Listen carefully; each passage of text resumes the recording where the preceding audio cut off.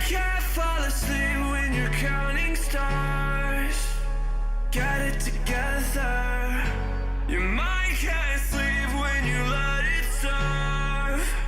And now you wanna see me fall. From a quarter mile I can see you at the call. Think about it, ring won't tell you what I saw. When you break it up, you'll see who had it all. You had it all.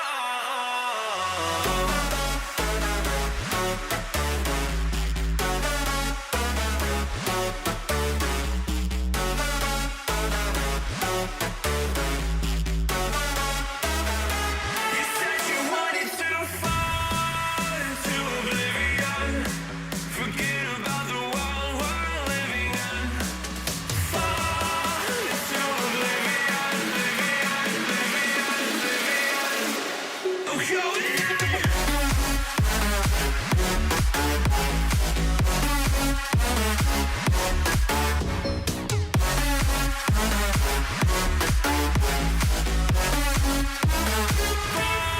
fall into oblivion.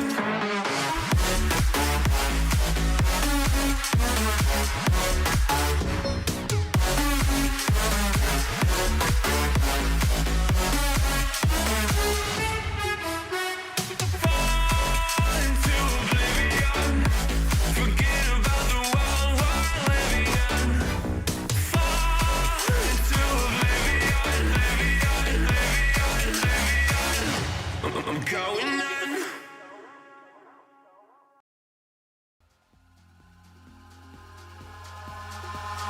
Eyes in the sky, gazing far into the night. I raise my hand to the fire, but it's no use, 'cause you can't stop it from shining through.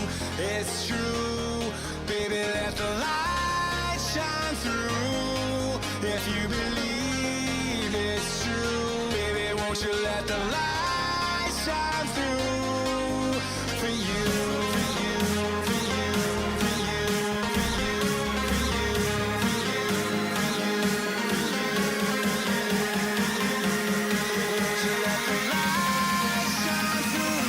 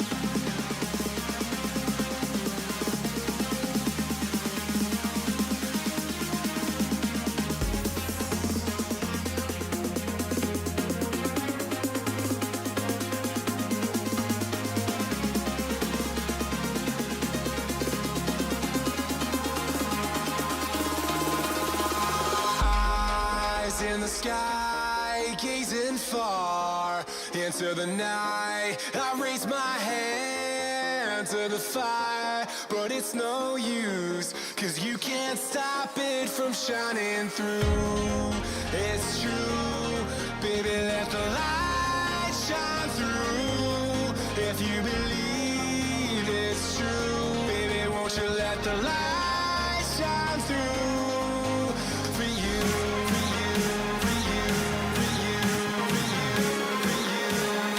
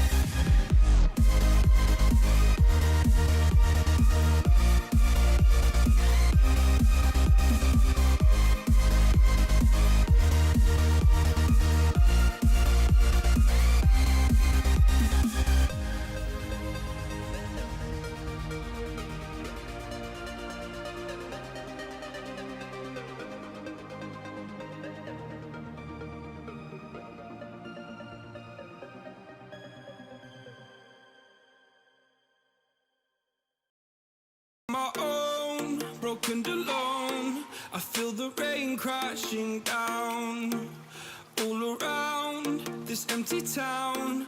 I'm searching for the lost and found, but you don't care, you're unaware. Keep moving like the scars aren't even there. It's in the air like a blazing flare. Don't stare, cause the flames will burn us. I thought you were the one for me, that's why I gave you everything. Held you close by the stormy seas. Oh, you meant the world to me. I used to kiss your head when you cried for me, hold your hand while the pain was over, keep you warm by the roaring sea. You meant the world to me.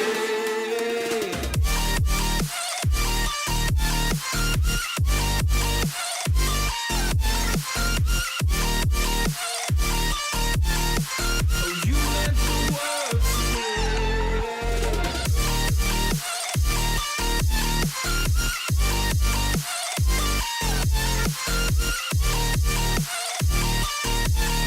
Oh, you meant the world to me. My darling dear, you're never here. When I'm in pain, you hide and disappear. Like shadows in the atmosphere, charting the stratosphere. Yeah. I prayed for you and kept you near, in hopes you'd chase away my fears. I'm on my own, you made it so, and now I'm chasing nightmares too. I used to run with you through the great big leaves, laugh at you when you laugh at me. Hope for us because I believe the home was just you and me. I thought you were the one for me, that's why I gave you everything. Held you close by the stormy seas. Oh, you meant the world to me.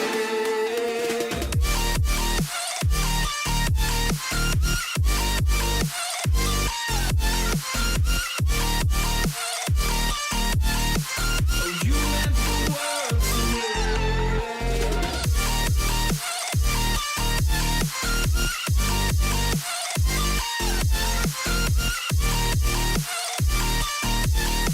Oh, you meant the world to me. Oh, I'm gonna do this on my own. No point in blaming you, you did not know. Oh, I thought you were the one for me, that's why I gave you everything. Held you close by the stormy seas. Oh, you meant the world to me.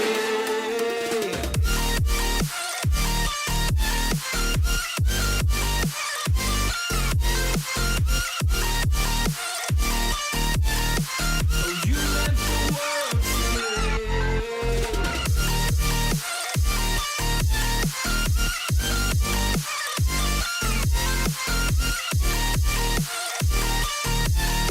Oh, you meant the world to me. Oh, I'm gonna do this on my own. No point in blaming you, you did not know.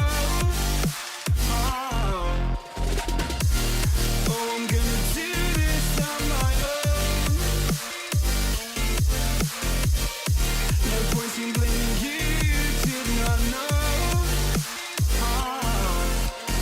I thought you were the one for me, that's why I gave you everything. Held you close by the stormy seas. Oh, you meant the world to me.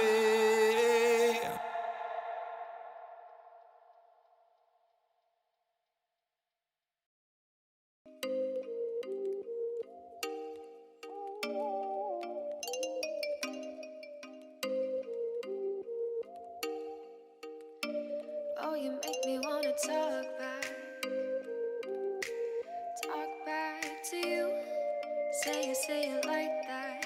If I hate you, then find someone new.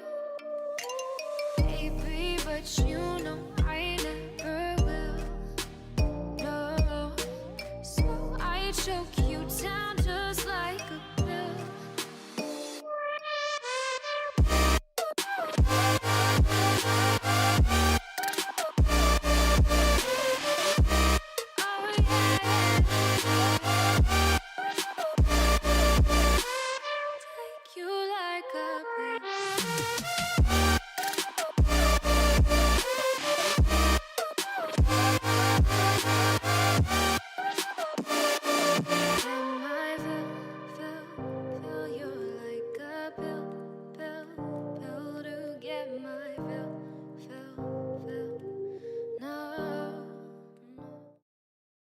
Hello, ladies and gentlemen. Welcome back to CR6 as the round of 16 is currently Santa Cruz versus the Longhorns. Santos, my friend, welcome to the casting booth. How are you doing this evening?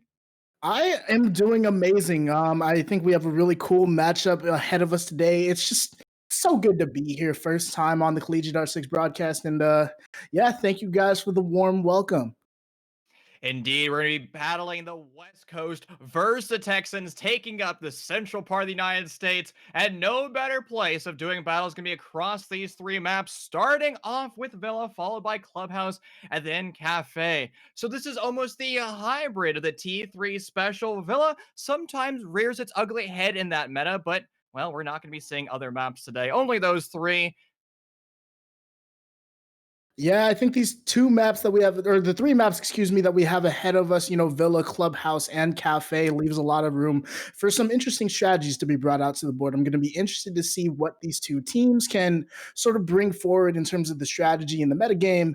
And then, the gun skill has to follow behind that as well. And especially in CR6, we've seen a lot of rosters forego macro strategies to begin with, where their strategies are either failing or they aren't detailed enough to be successful, and they're just relying on their primary entry fraggers to walk into bomb sites and just slay everything on the receiving end of their gun barrel. And sure, that could be a viable strategy in certain scenarios, but at the end of the day, you should be strats first, followed by mechanical skills second. And Villa is probably the hardest map in the entire competitive pool to IGL successfully, which means you're going to have to derive perfect strategy. Yeah, definitely the strategy is going to have to show, but I feel like Villa with the amount of droning that has to go down, it really kind of opens up the way for some one-way takes. Some Ash running up the red stairs is something that I foresee. Just you said it yourself. I don't know why you're laughing at me. I want to see some Ash rushes. I want to see some, just some really cracked out gameplay coming out here today.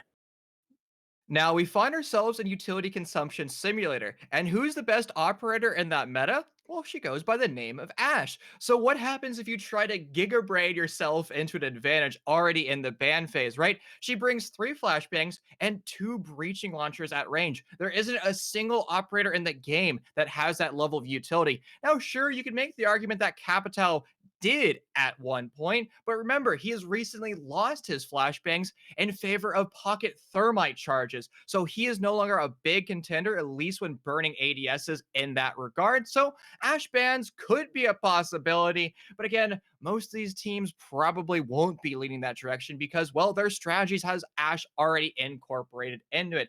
If I'm going to expect anything, is probably going to be the bane of Rainbow Six Siege. Thatcher as the default ban for most of these rosters moving forward and across this entire best of 3.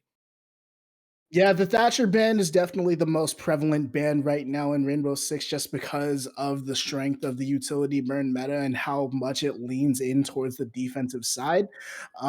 Maybe we see Thatcher be left out on the board. Maybe we see something weird, maybe a Ying ban, something like that. I know there's a bunch of flashbangs all over the place. I don't know. I mean, the meta game I've frankly not been exposed to within Collegiate R6, so I need to see this for myself. What can you tell me about what we have in store today?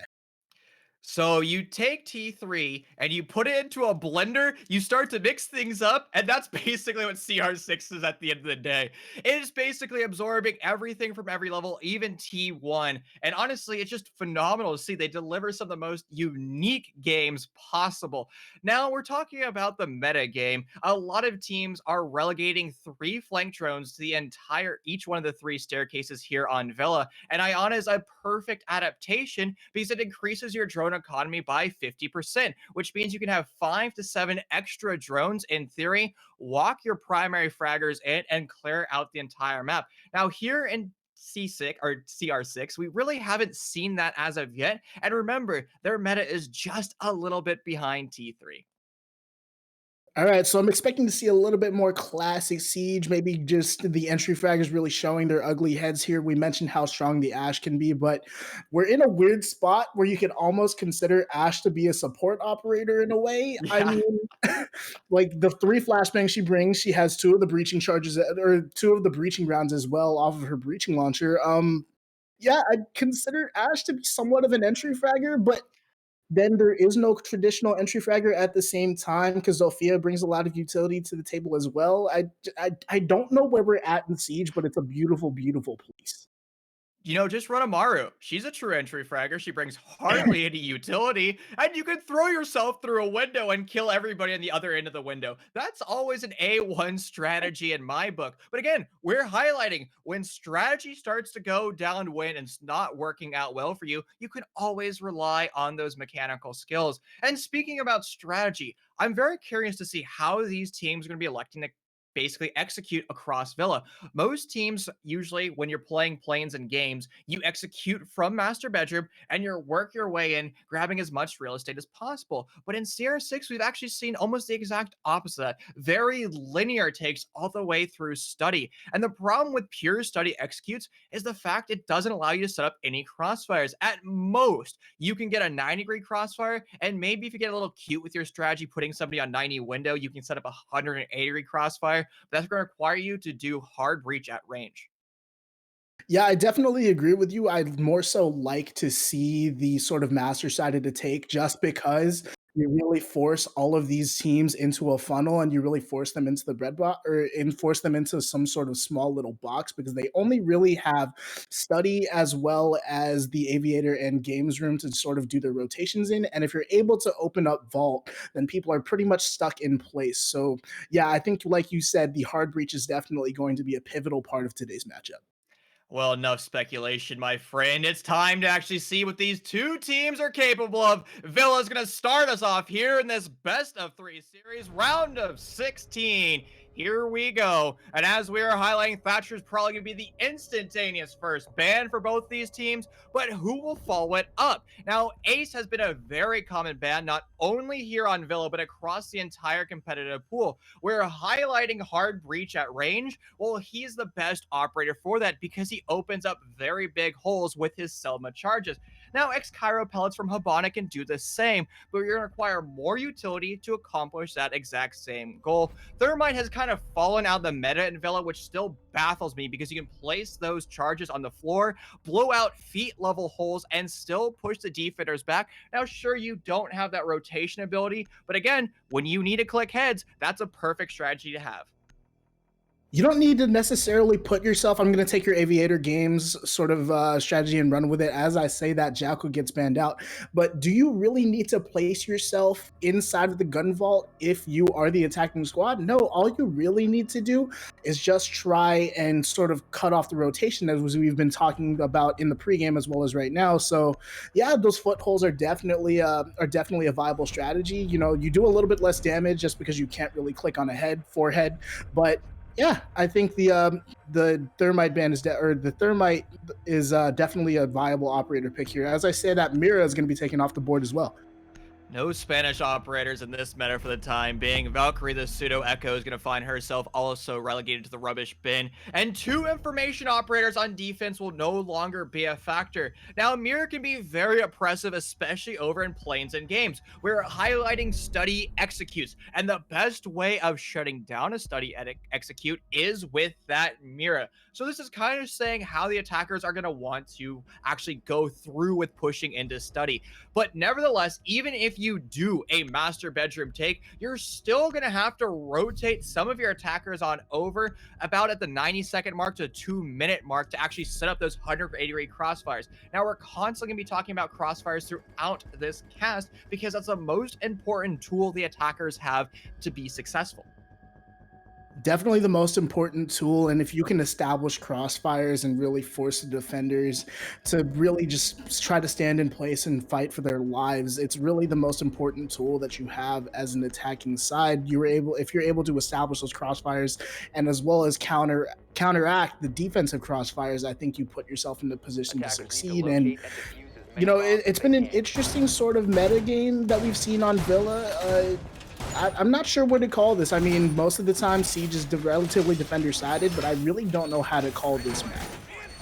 It's going to be impossible to tell until there's actually boots on the ground and the attackers are going to start with their executes. We have 30 seconds to let even begins to go through. And so far, it's a very standard trophy hold for the defenders of the Longhorns. They're going to be really trying to utilize this Kaid as much as possible. Now, Kaid can bring a lot of utility, but he also has a lot of counters, especially with frag grenades and IQs coming from underneath. But that's the problem. Santa Cruz currently doesn't have any of that utility. Now, in theory, you could still send Buck from underneath and destroy that, and Callie is also an option as well, but you're gonna have to identify exactly where those Kaid charges are, and if they're buried up in the timbers and rafters, the Kaid or the Callie charges will never actually destroy them because basically the explosive propagation isn't big enough.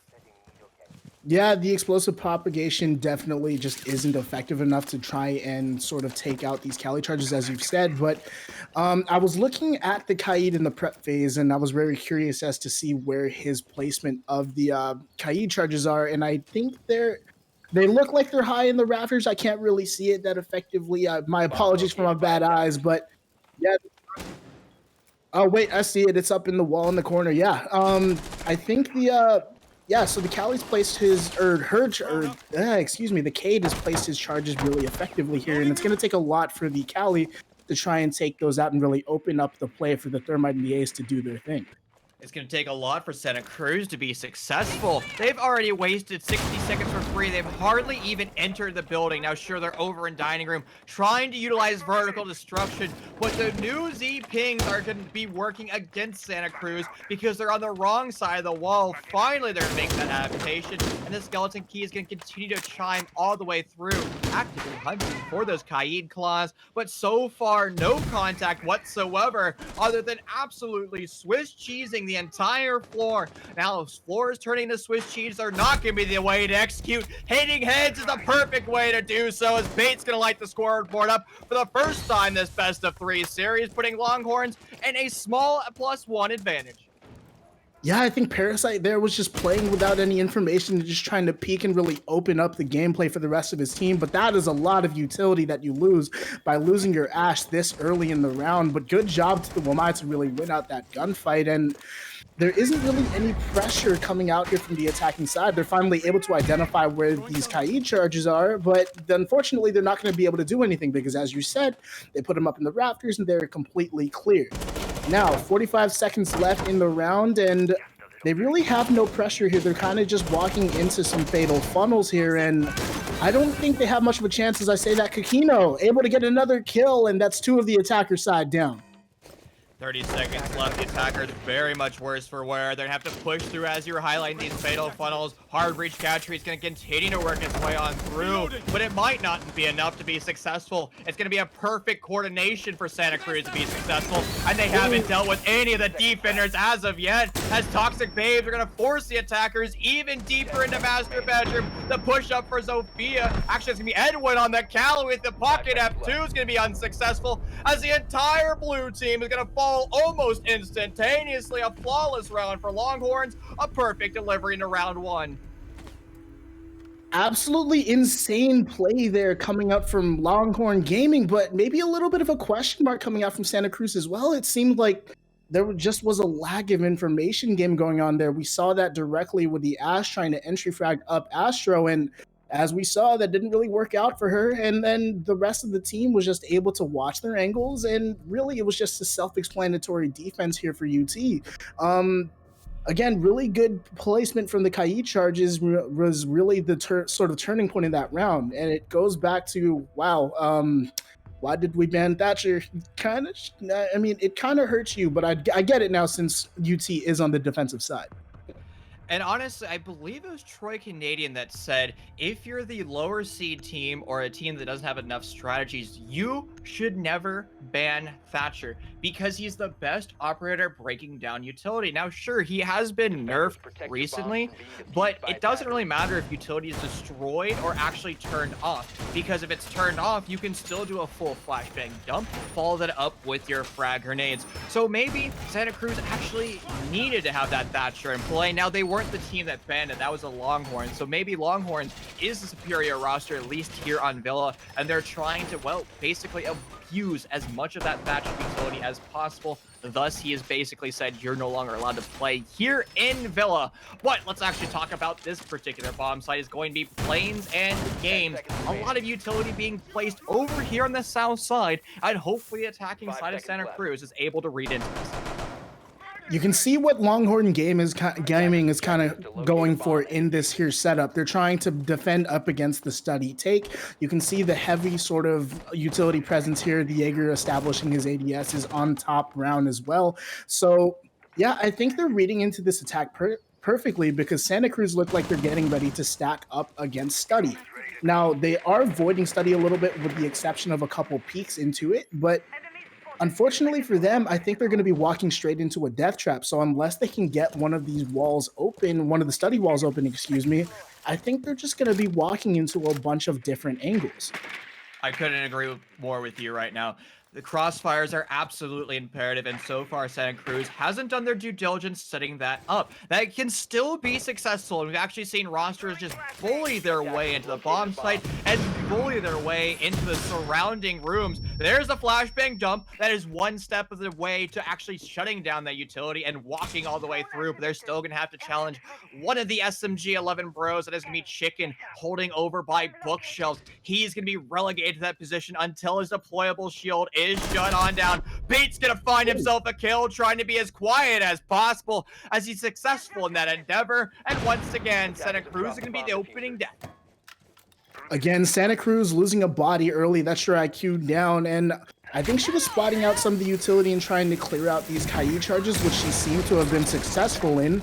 But unfortunately, they are going to lose that body. Now, Kakino is going to fall, and that's your Legion falling a little bit earlier than you would like in the round, but it seems like the take from Santa Cruz is successful. But a very good spray transfer there from Tika to be able to take out Parasite, and your Ash is off the board, and they do have a couple crossfires to work off of. Thunder Nova playing on this upside down rappel is going to cut off 90, but I don't think there's anyone in position that's going to try and go there anyway.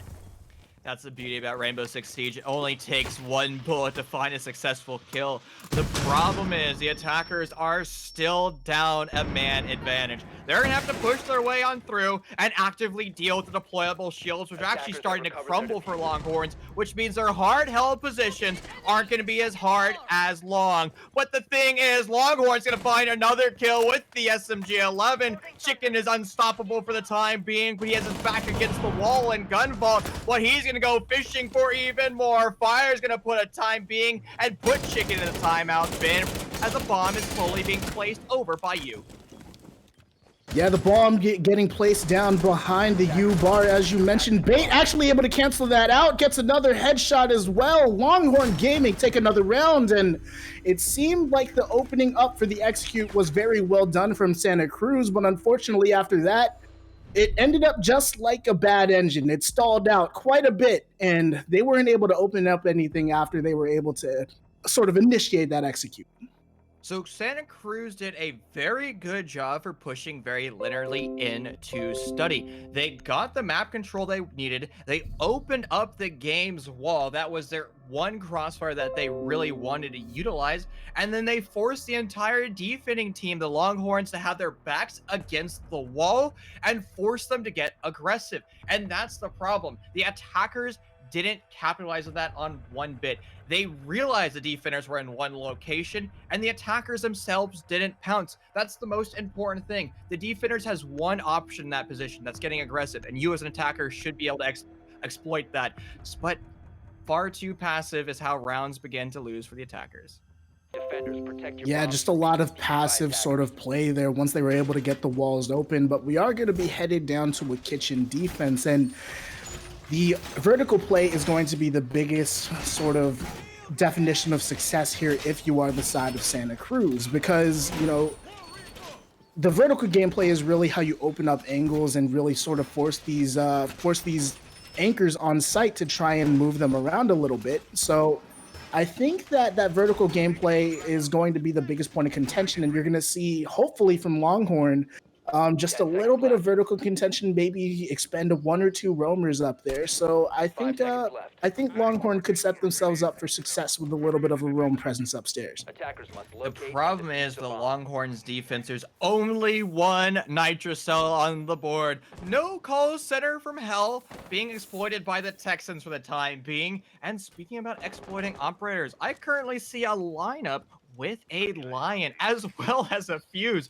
something that you don't see every day, but these two operators can be very oppressive.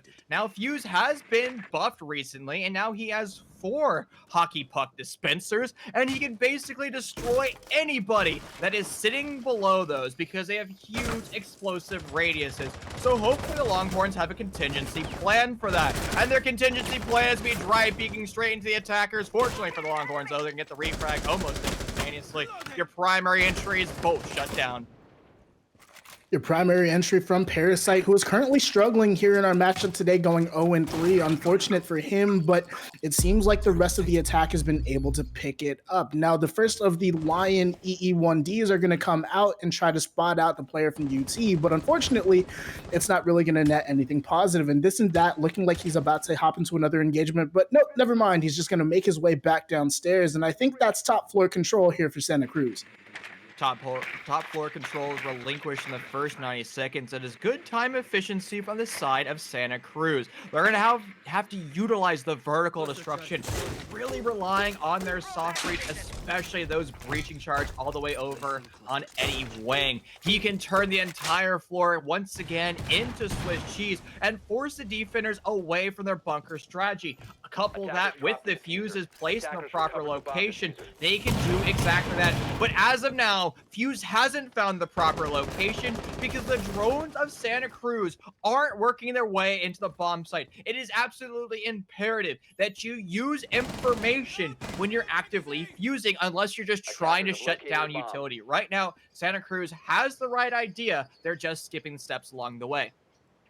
I think the biggest thing with that fuse play was exactly what you said. I think they were using it to clear the utility, but it was really more of a question mark for me because it didn't seem like any of the defenders really were bothered by them at all. And Thunder Nova is actually just going to walk straight into an angle and this and that, getting that and this kill onto the Lion. And the E1D is no longer a factor here in play today, but some more breach charges are being brought out here from the Zofia to try and establish these vertical angles, but Bait actually in perfect position to counteract Eddie Wang, and unfortunately for Santa Cruz, the attack is slowing down, but if there's anything that Gumby has to say about it, he's going to do it. But unfortunately, an SMG-11 was just way too strong there. Fire of Doom takes out one, but Longhorn Gaming looking really solid on their defensive side.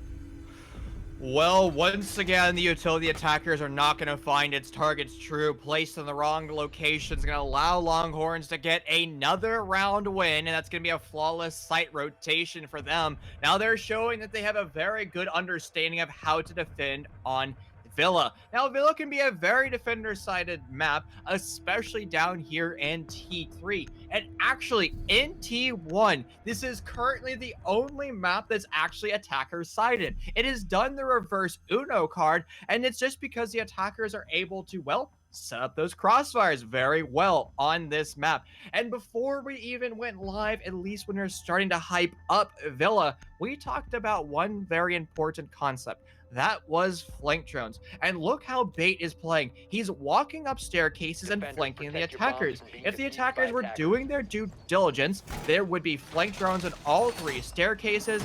Bait's position would be caught out, and thus the attackers can shut him down. I mean, Bait right here, the proof in the pudding, 6-0 right now on today's matchup. And yeah, the lack of flank drones is the currently biggest thing here. And you mentioned Uno, and Longhorn could potentially be up +4. They could pull that +4 card here with another win on this bomb site. And I imagine it's going to be pretty much the exact same defense. We see the Kaid on the board as well again. So yeah, I think the Longhorn defense is just going to try and say, hey, if it ain't broke, don't fix it. And it definitely wasn't broke last time because I'm pretty sure it was a flawless defensive round last time they were up here in Trophy.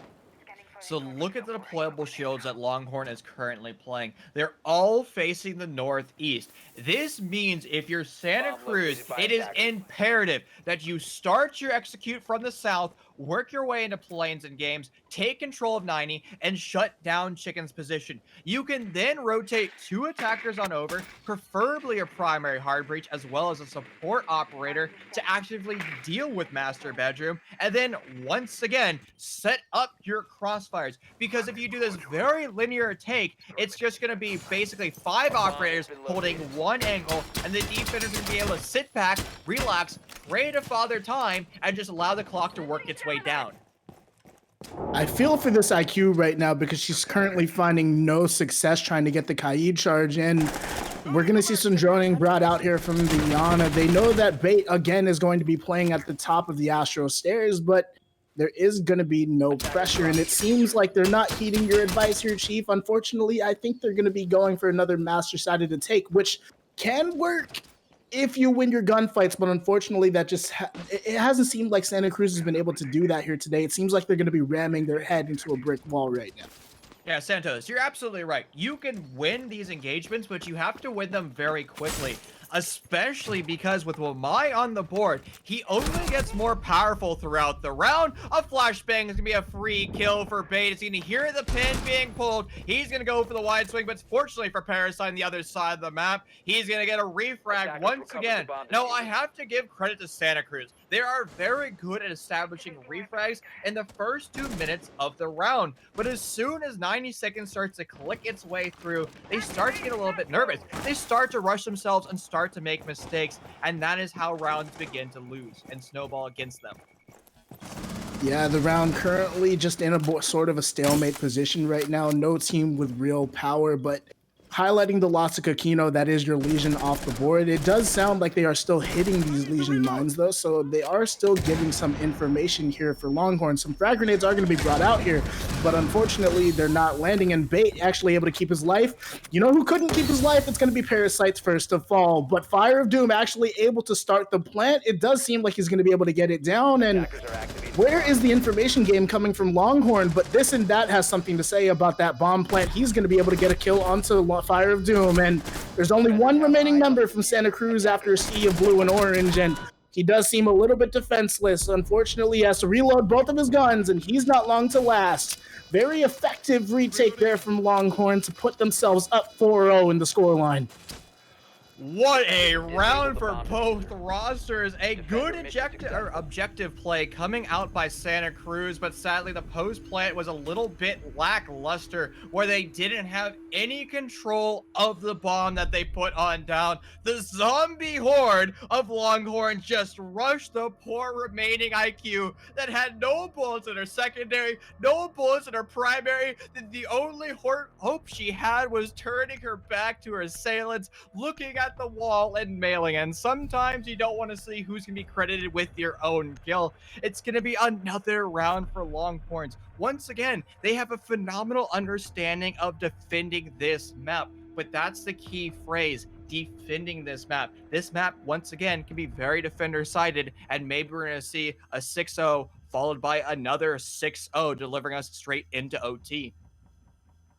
I mean, as you say that, though, that's a very tall task to ask of the other side here, and unfortunately for Santa Cruz, things are looking very dire for them. Now, they have looked better and better as the game has gone on. This previous round on Trophy being the closest one of the game here, but again, there are a lot of question marks that you have to ask from Santa Cruz, because they do seem like they are missing some very fundamental parts of Siege. I'm seeing a lack of drone play, maybe a lack of information play, and they're really just trying to ram themselves into a brick wall. They're really just trying to force their way into a site, and with the utility play that UT has brought out, I don't think that's going to work out for them. I think they have to sort of adopt the current meta that we're in and try and clear out some of this utility to make their attacks just that little bit more successful. You know, if you can't beat them, you gotta join them. You have to actively participate in Utility Consumption Simulator.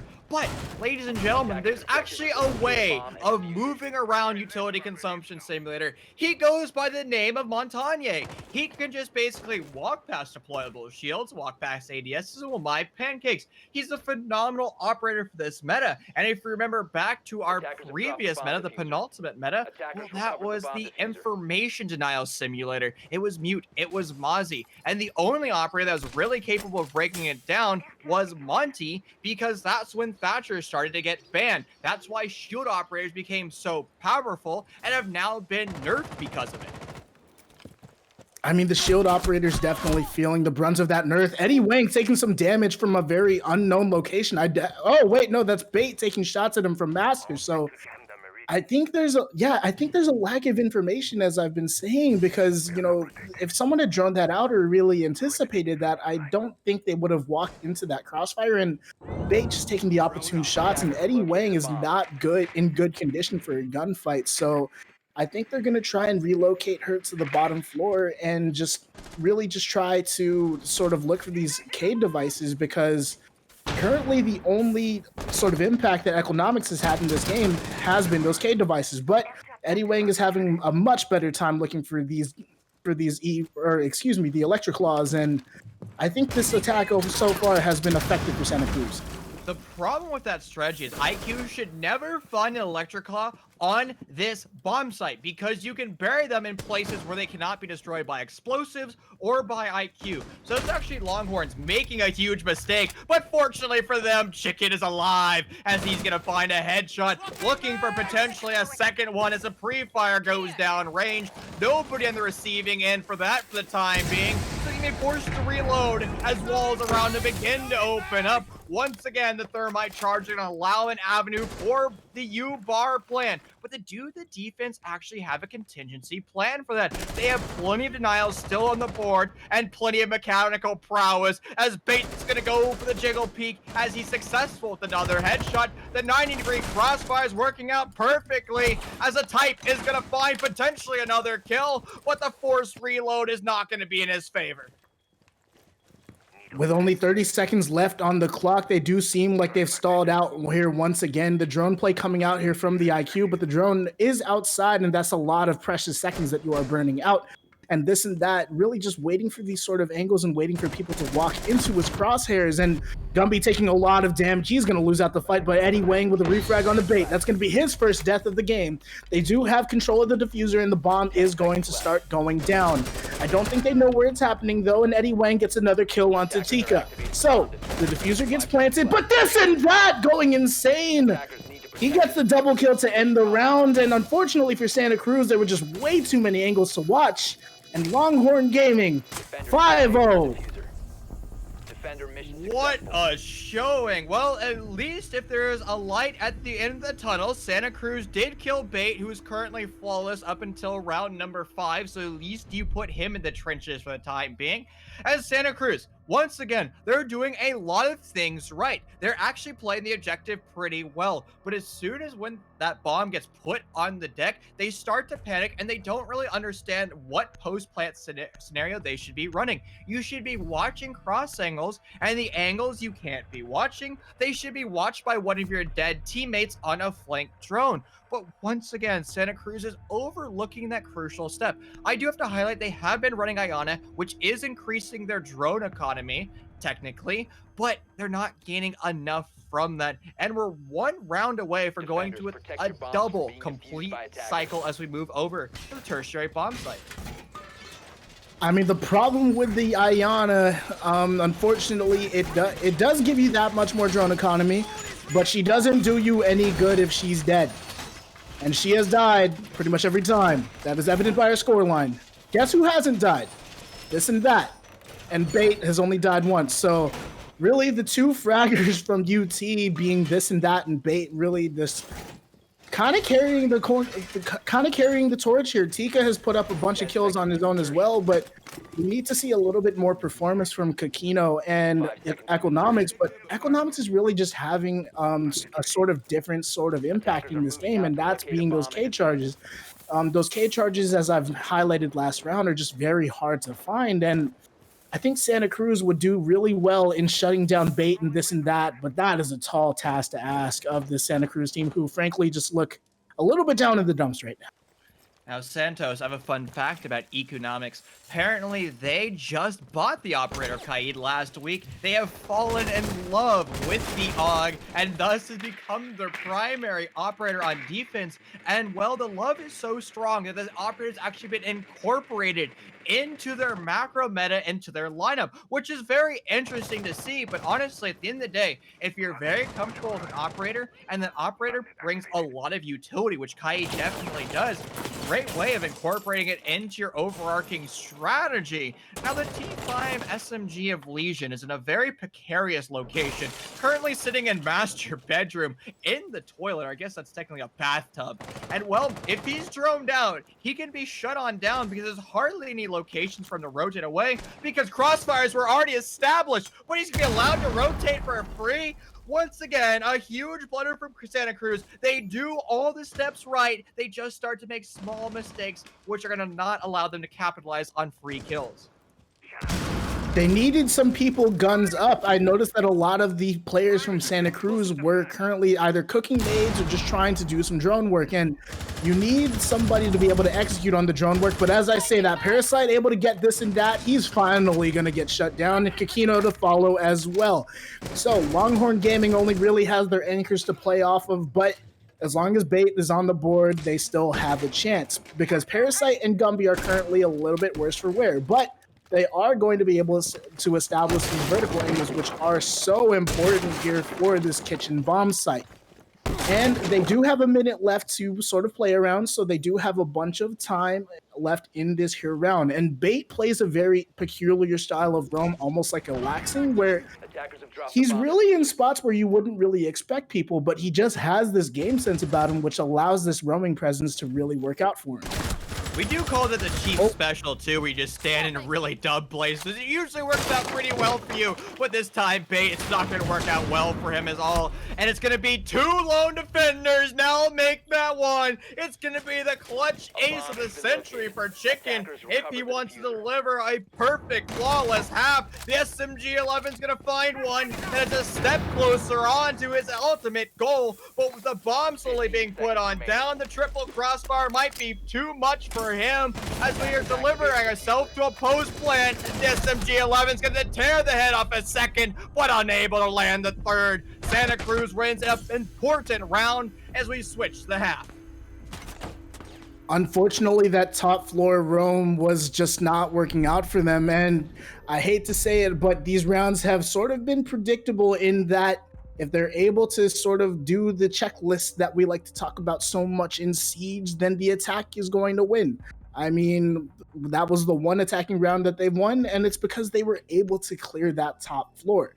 But the split is going to happen, and that mental reset is going to come out here from Santa Cruz, or so we think. Who knows? Maybe they're still down in the dumps about that round. Who knows? But Aviator Games is going to be the first defense brought out here from the side of Santa Cruz, and I think this is the first time we've seen Maestro here today.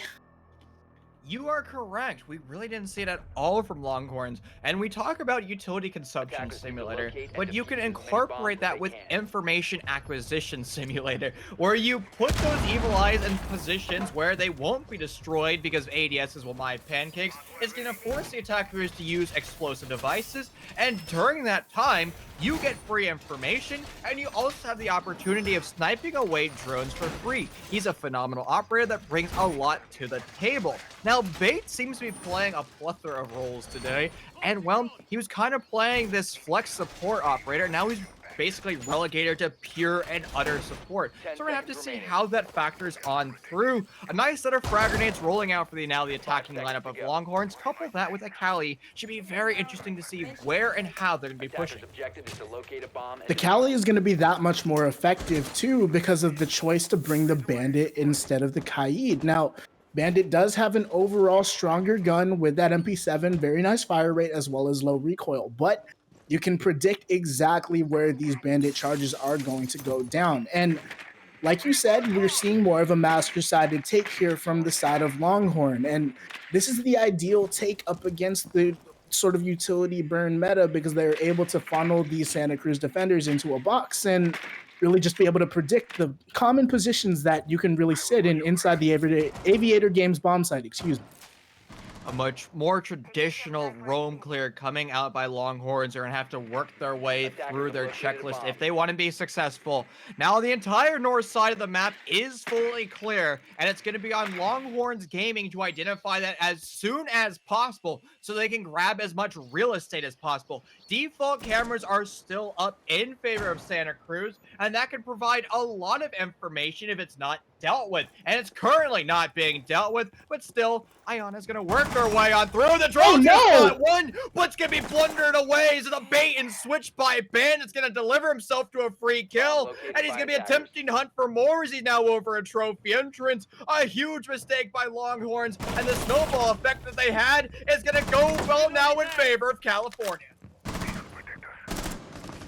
I know you guys can't see me on the broadcast right now, but I'm very dumbfounded as to what happened because that bandit was dead to rights and he's able to escape with his life. And now it's going to be up to the final 3 players of UT to really sort of bring this round back. And the Santa Cruz defense is currently holding some very strong positions. And this isn't the ideal sort of lineup that you want to be able to go and frag people. And all it's going to take from Gumby is to try and peek up these red stairs, but he's playing smart with his life right now, just trying to keep himself alive and really hold on to this man advantage and really force Longhorn into a lopsided sort of plant strategy here. But Bait, again, showing that fragging prowess, is able to pull out the kill onto Thunder Nova.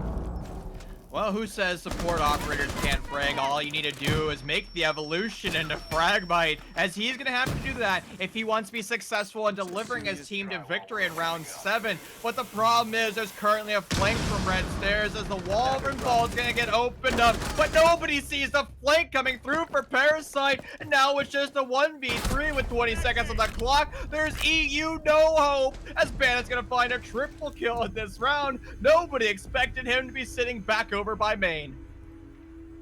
Bandit just able to pull off that long rotate across the bottom of the map here and really just going unchecked. Again, we mentioned the lack of flag drones, but Longhorn's still in control of this matchup. I must say they still have a 5-2 scoreline to their advantage, and it's only going to take 2 more rounds. Now, you have to ask a lot of the Santa Cruz defense here. Granted, it is a defensive-sided map here in T3, so this could really go either way, and they do have a lot of flexibility to work with in terms of bomb sites here. We are going to see Trophy and Statuary brought out, and I think this is another defensive-sided bomb site, but the utility clear has been relatively effective from UT when they're not, losing their lives. Yeah. I mean, that's a fair point to say. Their utility clear was really good, honestly, but you have to clear more than just utility. You have to clear the operators, because sure, all their gadgetry can be shut on down, but they can basically go, hey, wait, there's a guy over here, let me just sprint challenge QE spam, and that's, well, how you get free kills. Once again, Longhorns was able to abuse this exact meta when they were on defense, working their way up and down staircases, because flank drones were not being set by Santa Cruz. It is now Longhorn's term to basically learn that the hard way. They're going to have to set up their due diligence. They're going to have to put their drones in the appropriate positions if they want to be successful. That also goes from the fact that they have to stage their drones exactly where their primary entry is going to be walking in, so you can start to grab map control and information on where the defenders are before you even enter the building. It's going to expedite your attack as much as possible. But Longhorn's going to be taking another play almost exactly out of California's playbook. They're going to be trying to push from underneath, and hopefully they have the appropriate drone economy over here to identify that Eddie Yang is currently downstairs in kitchen. The crossfire and the pounds from Longhorn's going to work their way on through. Eddie has to be very careful of his positioning. His nitro cell is going to have to land perfectly as he's fully flashed in the corner. There's no hope for him whatsoever, but the attackers are far too slow when actively dealing with them. The pounce comes on through, hardly any time wasted in the favor of Longhorns. Yeah, that attack looking very effective coming out there from the side of Longhorn. They were able to take out the Malusi, but unfortunately for them, that's not really an impactful operator outside of maybe that roam presence. But again, you need all the man advantage that you can get if you're playing Siege. But the Wamai is still on the board, and he gets stronger, as we've mentioned, throughout his whole lifespan. And if he is able to sit here inside of Astro and just be able to deploy his utility as much as possible, I think that's going to net positive for them. But Gumby being forced off of the bandit charges here, and that's going to open up the sort of wall the wall opening if you are bait. The problem is you don't want these left panels. You only want one panel. That's the far right one. Thermite's gonna place his charge down on the complete right panel. This might be a huge mistake because you can't shut the bomb site in half. Who cares about mistakes when you can wide swing and just win your engagements? So on the defense, they almost found themselves in the man advantage, but their overextensions, their unbridled aggression is going to continue to cost them in the long run as the attackers are set up and prepared to go for broke. The attacking side just waiting to pounce in on the side of Santa Cruz, but Thunder Nova has something to say about the person coming up of Astro, and that sound cue, that ever so important sound cue of the barbed wire getting punched out from the ash is going to really tell him all that he needs to know about that. But Maestro losing a little bit of damage right now, and Thunder Nova caught between a rock and a hard place, but Gumby going absolutely insane. Triple onto Economics and bait. Tika with a double on the round. Thunder Nova gets the refrag, and it's going to be up to this and that. I think the positions of these two defenders are known, though, so this isn't that tall of a task. He just has to time his peaks right and really isolate these gunfights. He notices the Maestro takes off his head. 1v1 situation now, and he's giving away his position by being stuck in the Malusi trap. He goes for the diffuser, and he just has to take this gunfight. 5, 4, 3. The gunfight has to come out here. He has no idea where that Wamai is, and Santa Cruz takes the win. A heartbreaking round for Longhorns, especially Zofia, because he saw the feat. He was just unable to land the wall bangs through the poor desk. An unfortunate mistake, and as you were highlighting, Gumby saved round 7, and he's going to save round 8. Now, these miraculous, grandiose plays are something that you can't consistently rely on, and well, the Ubisoft servers are something you can't rely on as well. As a player on the blue team of Santa Cruz, it's going to be yeeted completely out the lobby. We're going to be diving back over to Caster Cam so we go to a quick rehost. But fear not, we're still here. Hi, guys. You get to look at our beautiful faces while we try to get everyone back into the lobby, and Santa Cruz taking 3 rounds in a row, and the last 2 defensive rounds really being up to Gumby. Gumby with the heroics there, as you've mentioned. So it seems like everybody just wants to play with these, well, these big, fun, flashy plays, because those make the highlight reels and they can save rounds too. So you may as well double and triple down on those ideas. Because as we were highlighting before we started Villa, when strategy goes out the window, what do you rely on? Well, that is your mechanical skill. Now, let's talk about macro strategy and do some theory crafting here. We haven't seen Ace really be utilized at all because it's a Jackal Thatcher ban. Ace is a phenomenal operator on this map because you get 3 Selma charges compared to 2 Thermite charges. Now, you can make the argument that Thermite charges do make a bigger hole, and you can place Thermite charges on the floor to make feet level holes so you can shut down the defenders on their rotations. But when it comes to opening up walls at a safe distance, Ace is, well, the king of that operator. So I'm still perplexed why we haven't seen him yet on Villa. We saw him once, I think once in the Longhorn Gaming attack, and he really had no effect because guess what? The denial of the wall was so effective. Bringing that Cade and putting the Cade in just immeasurable spots proved to be the difference maker there. And that denies all hard breach. That doesn't even just deny Ace. I know we love Ace in terms of the gunpowder that he brings as well as the flexibility that he brings, but if you can't get rid of the utility, then he doesn't matter, and neither does Thermite, and neither does Habana. But that's the thing. Thermite can actually work around the Ace charges. You place that Thermite charge a millimeter away from the wall so it's not getting electrocuted, and that's what I was talking about. You make the foot level holes, there's your opening in the wall, and sure, it's not as big as you would want it to be, but it's still a hole in the wall, right? So you're not using thermite for that reason. So honestly, you may as well bring the ace for the better gun at that point, and he's a set of smoke grenades. Now you could also make the argument that, hey, I need a set of flashbangs. Then the X-Cairo pellets will work out better from you because, well, you can open walls at range. I think that's the most important thing. We're seeing far too many members on both attacking rosters get shut down from flanks, and you need to make contingency plans so they don't get shut down. Well, you do that from ranged hard breaching.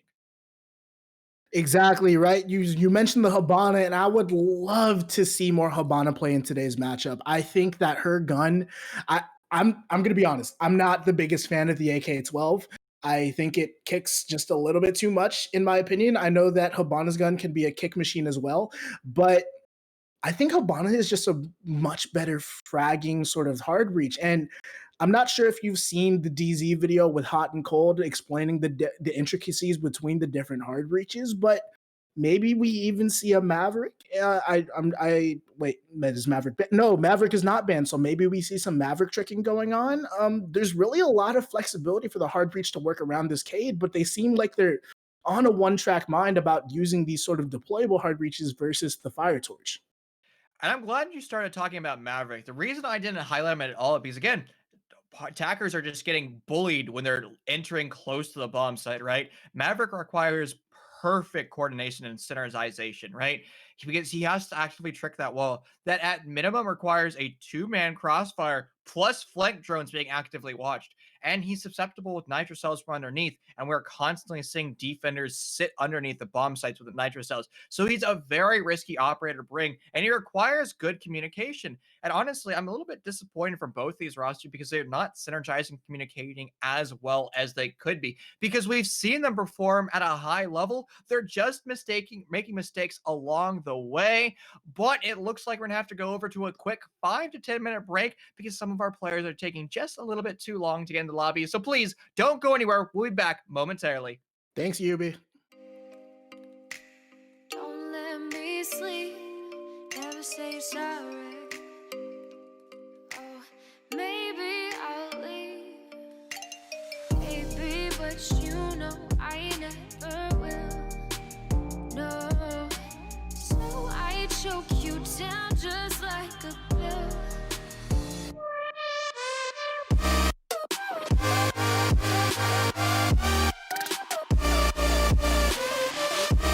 Oh yeah. Take you like a pill.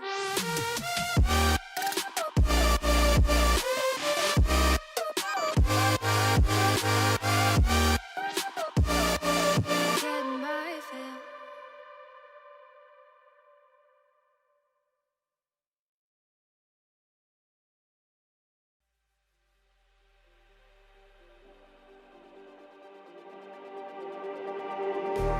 Just like the street lights lit this town, like a fire in a blaze, gotta burn it down. Can't be afraid to leave this out. We got this far, don't know how. I see danger in us. They know we'll burn down the night. Coming just like the sunrise. You know that we're gonna let it rain. Tonight, we're gonna let it rain. Tonight, we're gonna let it rain. Just like the sunrise, we're gonna let it rain.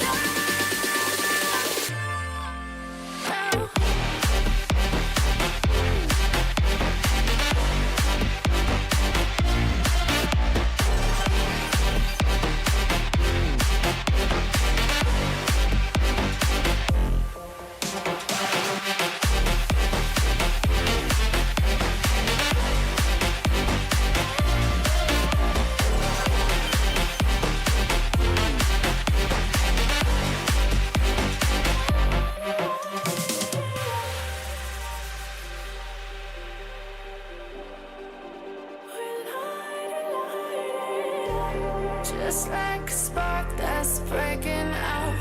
Can't make a stop, can't turn back now. We know that there's no room for doubt. No, we can't turn back now.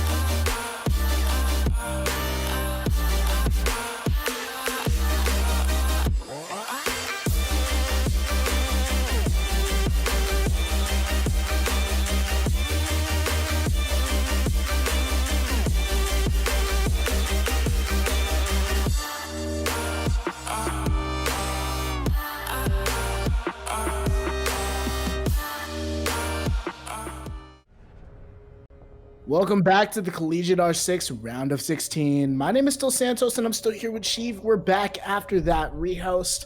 Unfortunately, Siege servers just be doing their thing, but we are going to be back here on Villa, and we're going to see a dining room and kitchen defense. Just to recap the match a little bit, Longhorn Gaming currently on a 3-round sort of deficit here. I know the scoreline says 5-3. Well, that's because Longhorn Gaming took the first 5, and then Santa Cruz absolutely biting back, taking the next 3.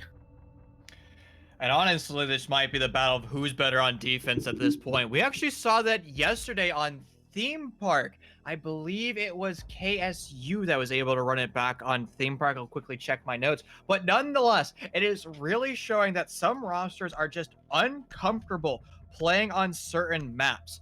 And right, you have to be good at both attack and defense. Now, you can say 4-2 splits are very common, but at the end of the day, you have to be competent on both. You have to rely on your strategies, and you have to execute perfectly on your strategies, though, if you want to be the best team in CR6. Both of these teams definitely trying to sort of strive for that best team sort of position here, excuse me. And if the rehorse is any indication, we could see a sort of reset of momentum here. The rehost is really a way for Longhorn to get that breather in and say, hey, where is the dominant Longhorn that we had in the first 5 rounds? We need to bring that back. If you're UC Santa Cruz, you're trying to ride that sort of momentum that you had in the final 3 rounds of the pre-rehost, where you look dominant as well. This game really is kind of 50-50 right now. I know that scoreline suggests otherwise, but Longhorn Gaming is going to be looking to sort of establish their dominance once again. And if UC Santa Cruz has anything to say about it, they're going to say, hey, this is our defensive half. We have this, not you. Santos, I'm completely heartbroken. We saw a fuse. I was ready to see him for the second time in this map, but Longhorns broke my heart. They moved away from him. He could have been a very unique operator in executing onto this bomb site. Now, the first time that fuse was brought out by UC Santa Cruz, it really didn't work out very well for them. And honestly, an attacking team that has the mascot, or I guess technically at the time, yeah, they were the attacking team at the time, that has the mascots of banana slugs, you think they'd be perfect for the fuse charges, a huge explosive device that will destroy all those Longhorns, but sadly, those fuse pucks were unable to land true, and maybe it was Longhorn's turn to try to do that. And once again, the defense is just going to be better as they're going to get the opening duel. Where did that shot come from? Okay, well, that's gonna be Tika going down. I think that was like an angle up from the first floor, and it sounded like it was just a one tap. I don't think it sounded like a spray. So very nice shot there from Parasite to be able to get that kill. And like he says in chat, I did it. I killed him. Yes, you did. And that's actually a very momentous kill because, as you can see right now, the Jaeger is currently on the board. Those ADSs have not been cleared yet. And as well as Bait has used all of his flashbangs as well. So these frag grenades are potentially going to get eaten up and not have much impact on this round. Sledge and Yana are going to be looking to try and shoot out these ADSs. Otherwise, they're just going to get eaten up and have no impact. Time being, the banana slugs can sit back and relax and allow the attackers to push on to them and try to get those free kills. Now, Thunder was wasting plenty of time, but he's now going to get very aggressive. Couple that with, I believe that was Castle over by 90. There was going to be a tandem retake of the top floor, but they're going to think very much better about their lives and return all the way over to the bomb site, playing off the clock as best as they can. Now, they have to be very careful with the rotation back to the bomb site because the holes the attackers already preset. If the attackers did their due diligence, they can put them above the door frames and force the defenders to rotate straight into the waiting arms of the attackers. And here comes a pounce onto the site. It's going to be Bait with the first kill.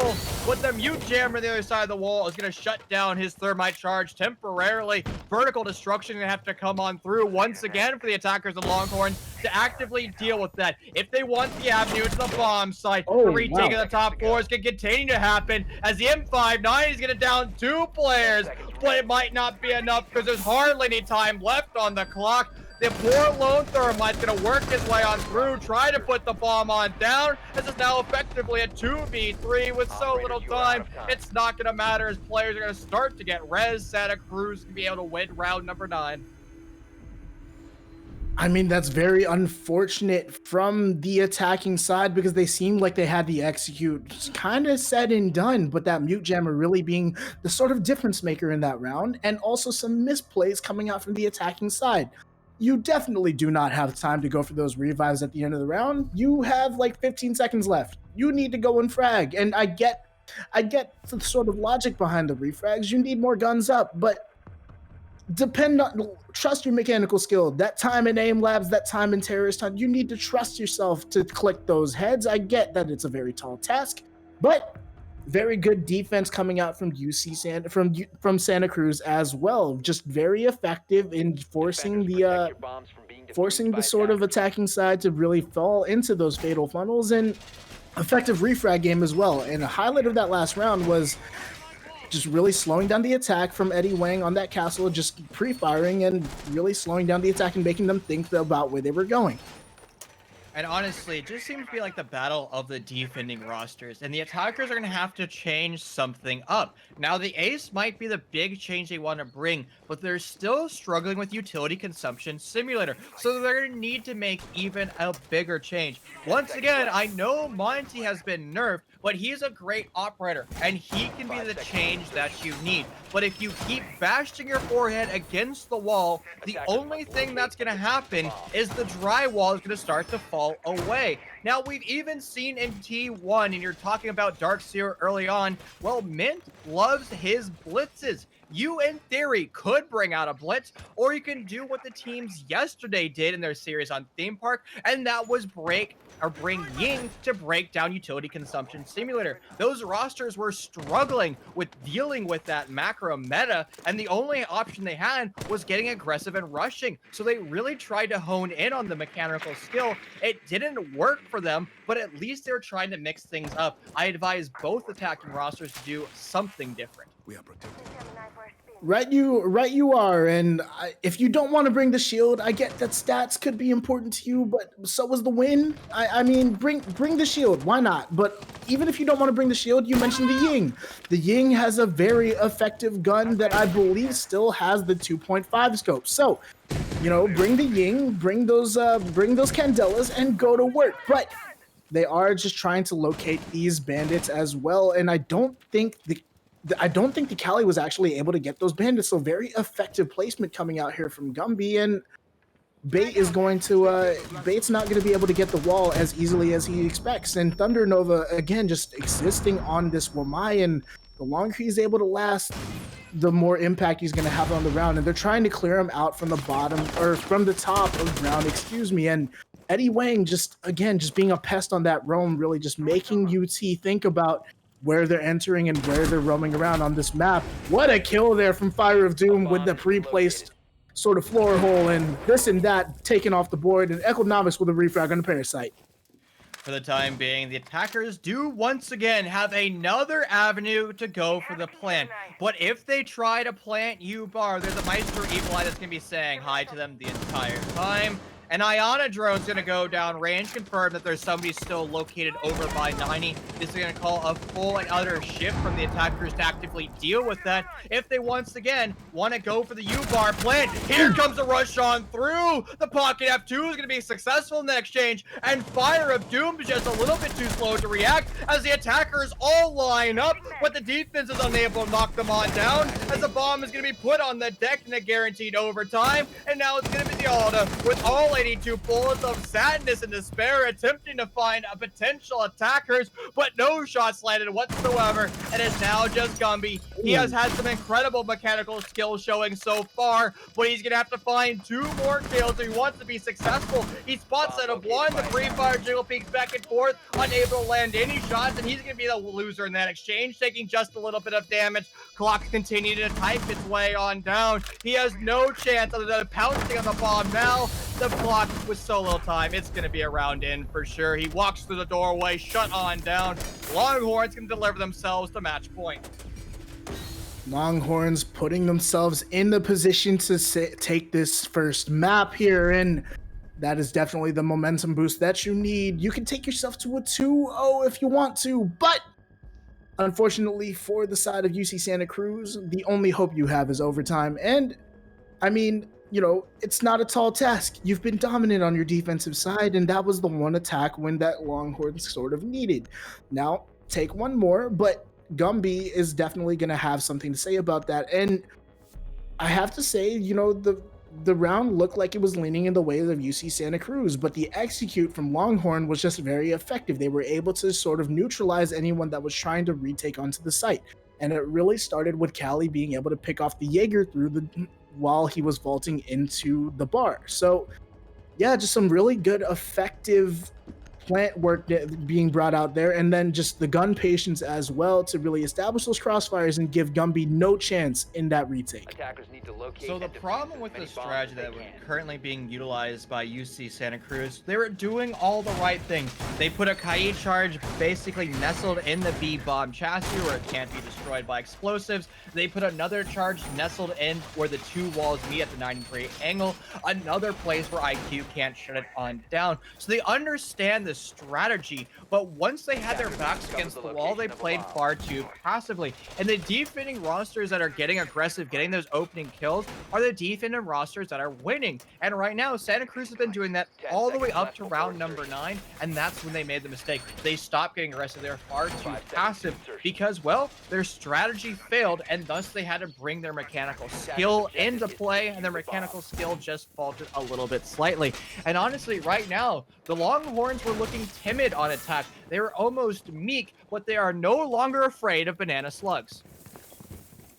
Definitely not afraid of what UC Santa Cruz is bringing to the table here, and it's really going to be up to clearing out Eddie Wang, who was a pest in that last round, but the study take has been effective from the side of Longhorns. Once they were able to sort of polish out what happened in the first Aviator Games defense from UC Santa Cruz, it really was sort of just up to just execution and being able to win out the gunfights. And they are clearing out the person from the top of ground up by the bookcases rather quickly. So that's going to be 90 control potentially on the side of Longhorn if they're going to be able to clear out Gumby and the rest of the roam presence as well. For the time being, they have some control of the map, but not enough, because Eddie Wang is just gonna take it on back. There are so many attackers on the other side of his 416 carbine, but the drone is gonna give him away. This is gonna force him to rotate. Chicken is just a little bit too slow on capitalizing that kill, and Eddie Wang is gonna go back up the red stairs and say hello to his mates as they now have control of the majority of the downstairs. But the Kai charge was not placed on the B-bomb chassis this time, and this is going to allow Callie to open up the wall once again, and this is going to be their avenue on through. But they're complexed about these mute jammers that are currently placed here. Once again, Callie's going to have to open them up. We've heard of bandit tricking. We've heard of Kai tricking. This is mute tricking. Mute definitely with some tricks up his sleeve, including a nitro cell that goes through, but it's not going to land onto anybody, but it doesn't matter. Thunder Nova able to use that 1.5 scope on the Wamai to get his kill, but Gumby with another one before getting refragged by this and that. Now, UT is down a man in terms of the man count, but they have neutralized who has been the most effective fragger from UC Santa Cruz, but they have to deal with this person inside of 90 if they want any chance at being able to take this win, being able to take this round, and it's not going to happen for them. A team kill comes out, but Bait eventually able to figure out that kill onto Thunder Nova, but the flurry of kills comes out from UC Santa Cruz, and a very sloppy attack from Longhorn Gaming is what spells their downfall, and 6-5 scoreline. Well, 5-1, 5-1 to answer it back. That looks like where we're going to be going. It's going to be almost guaranteed overtime. And we can say that we're going to require all 12 rounds nonetheless.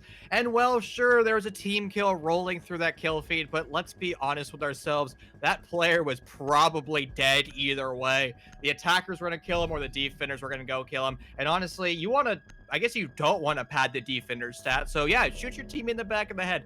That's always the answer to your prayers. But we're gonna be going over to trophy for the last round of relegation. It's gonna be more or less a similar lineup, but it's gonna be now Vigil in play, and they're gonna try to double down on this off-site roaming potential. Oh no, and as I say that, I cast a curse myself. It's going to be a Mozzie, still an operator you can roam with, and it's going to be Information Denial Simulator now. I mean, the Vigil does an effective job at it as well, but Mozzie, depending on what gun he's brought to the table, I believe it is the Commando. I caught a glimpse of it, but the Commando is a very strong gun. It behaves almost like the Jaeger 416C, but a little bit less strong, I must say, but we have seen some effective roaming presence come out here from Eddie Wang, who has been able to, if not get any kills, then waste a lot of time.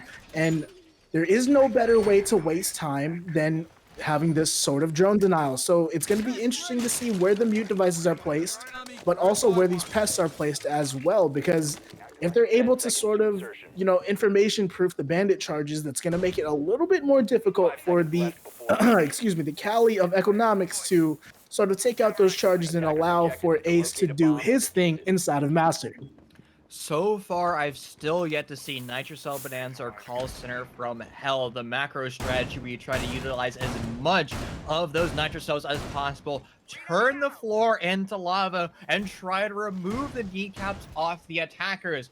But the attackers still have a very important job to do. They have to clear not only the second floor, but that first floor over in kitchen, because there are defenders playing vertically, utilizing those Nitrocells, at least attempting to do so. So they have to tread very carefully. And the Mozzie pests down below are a surefire sign that there are going to be utility and operators down here. And you can see Eddie Wang. He's going to be trying to do his Giga Brain plays as he's going to be driving his stolen drone around the map.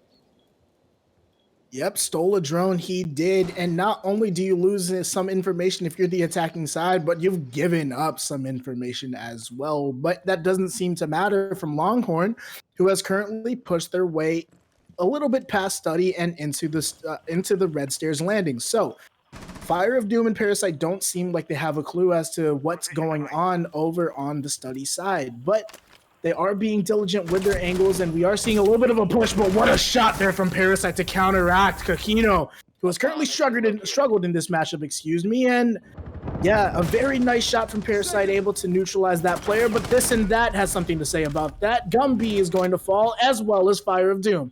So, some very good gunplay coming out here from UT, but as I say that, Eddie Wang able to get a nice kill onto This and That, and the diffuser is going down, but it is able to get canceled, and Thunder Nova alone in effectively what is a 1v2, and I hope that they try to execute try to take advantage of this man disadvantage here and really deny the pickup from Eddie Wang, but that's not what's going to happen. Thunder Nova able to get the pickup onto his teammate, and it's going to be up to Economics, and this is a tall task, but he does have diffuser control. He can go for the plant. He is going to go for a little bit more information, but unfortunately, I think he's playing this just a little bit too slow. For the time being, he will be. The default camera not being shot out is going to give away his location as he drops the bomb temporarily. And it's going to be slowly teased, dropped on the deck. A 1v1 exchange is going to go in favor of the Pocket F2. And now the Nitrocell, it's going hunting. He wants to find his target. He's just waiting for the information. There's an Evil Eye up, alive, and active. This should be a free kill for Eddie, assuming that he's able to get the information. Finally, the Evil Eye is destroyed. Now Eddie's going to have to utilize pure sound calls and sound cues to put the Nitrocell down range. He's going to go fishing. He's going to send it. Where's it going to land? Nowhere near Economics, as the bomb is going to be put down on the deck with 0-0 on the clock. Eddie's going to try to fly up the Astro Stairs, pistol in hand, as we put in a post point. Exchange between two secondary weapons are unable to land any damage whatsoever. The back and forth for the time being, but nobody knows where they're going. It's going to be the most lethal death ever conceived, as Eddie's going to start to chip away on that bomb. But where's the answer back from the Pocket F2? You're going to have to pounce. You're going to have to go down. It's going to be a pure clutch, a huge blunder for the attackers as we deliver ourselves into OT. Did he not get the sound cue? Like, Oh no, that was such a misplay. And if you have to believe that he's just going to stick the defuse plant if he had the sound cue to play off of, but wow, what a misplay there from Economics. Oh man, that's unfortunate. But yeah, we have overtime, and it's been such a thrilling map here so far. And 2-5-1 score lines. I think it's going to come down to whoever has the defense, which unfortunately for Longhorn, that's going to be UC Santa Cruz taking the first defensive side. So Aviator Games a very strong side, and it's looking like they just spelt their own doom here. I am lost for words, Santos. I had the words completely ripped out of my mouth. I'm so discombobulated right now. It's gonna probably take me like 30 seconds to recombobulate myself. But for the time being, the Longhorns made a huge mistake. The sound cue should have come on through. We all make mistakes in the heat of the moment. That would have been the round ending and map ending mistake. But it's a new day. It is a new dawn. It is currently round 13. The Longhorns are going to be doing 2 rounds on attack, assuming that they lose this round or the next round coming up. The Longhorns has had some good showings on attack.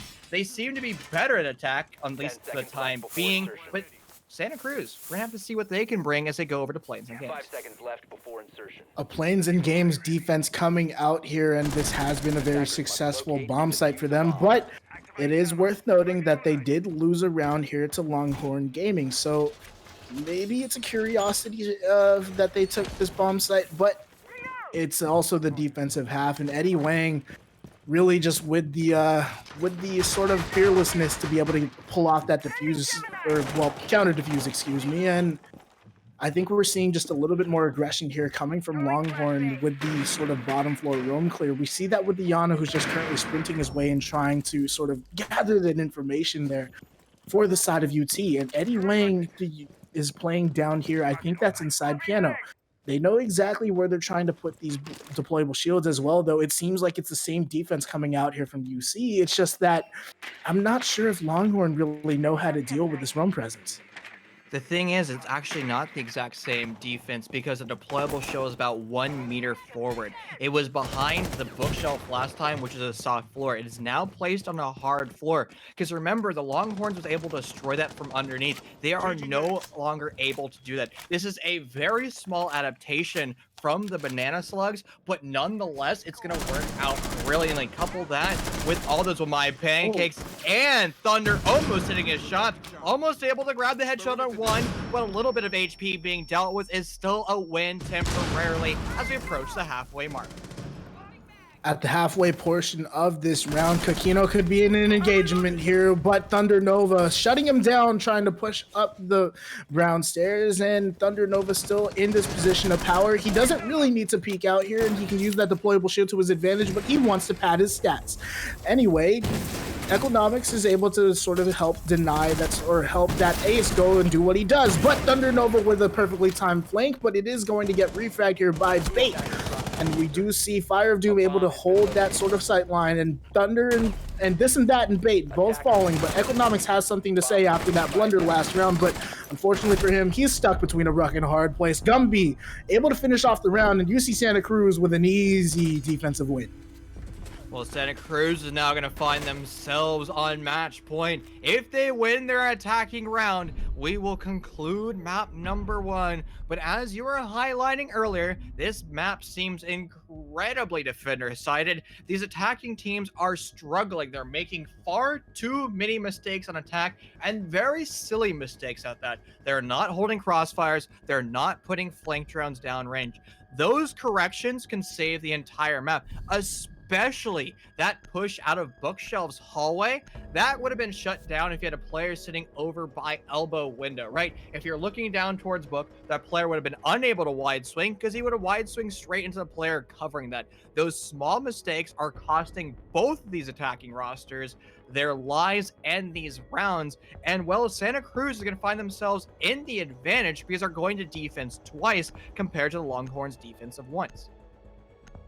You do see the operator that's being brought out. That's going to be Blackbeard. They want to give themselves such a better chance here to not get their heads taken off because we've Attackers seen need to how locate and defuse effective as many Bait bombs as they and this and can. that have been on the roam.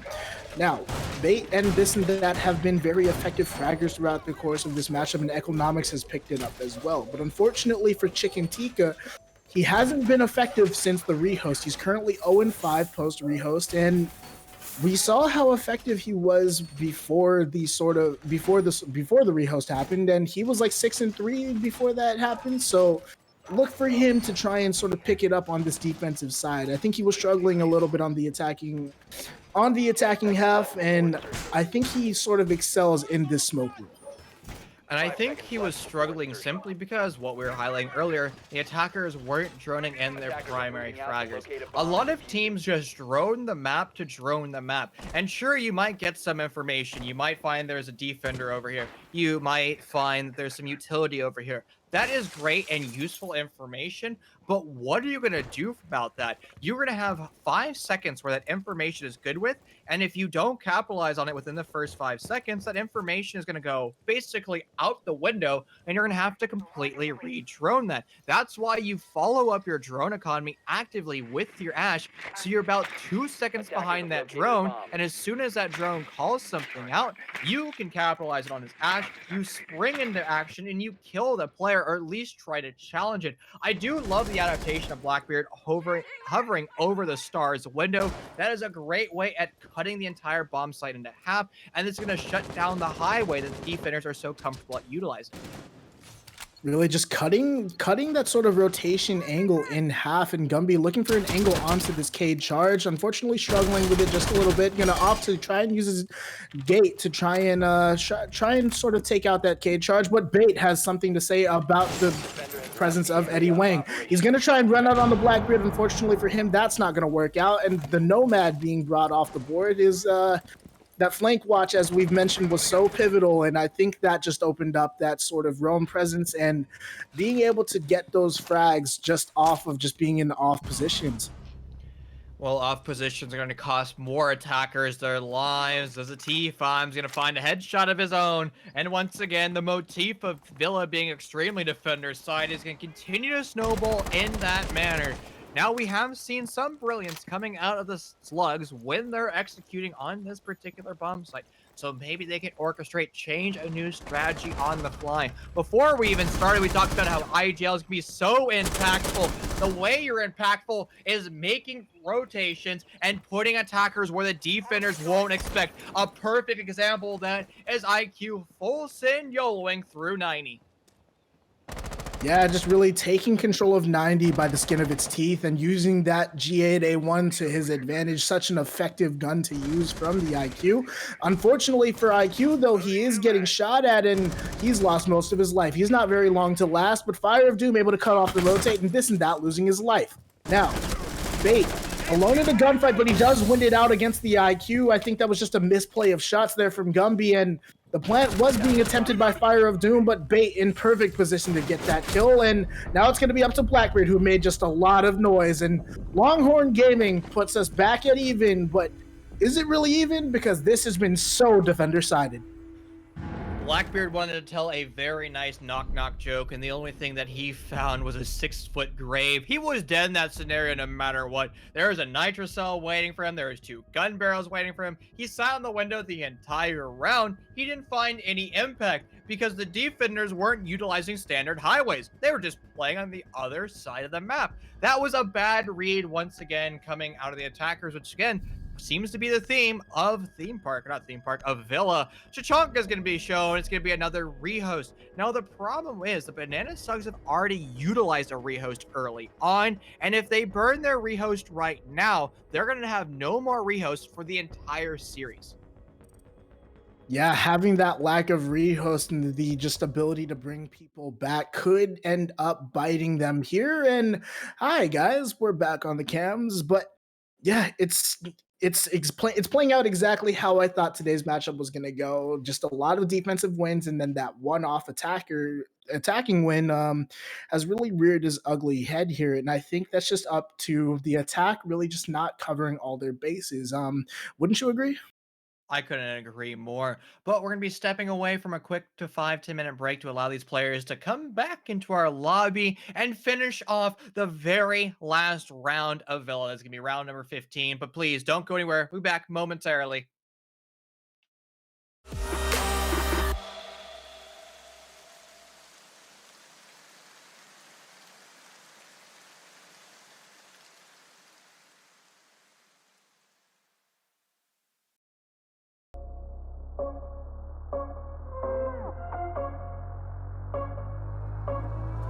Rising with each beat of the music is bringing real flames in the fire that keeps burning.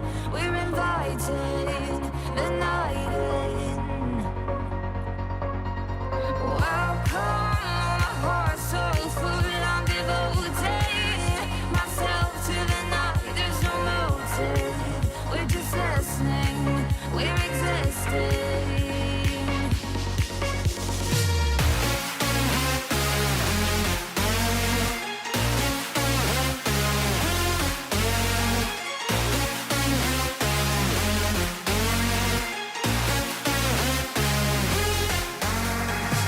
We stay where the music plays, where the lights drop below, where the people sway.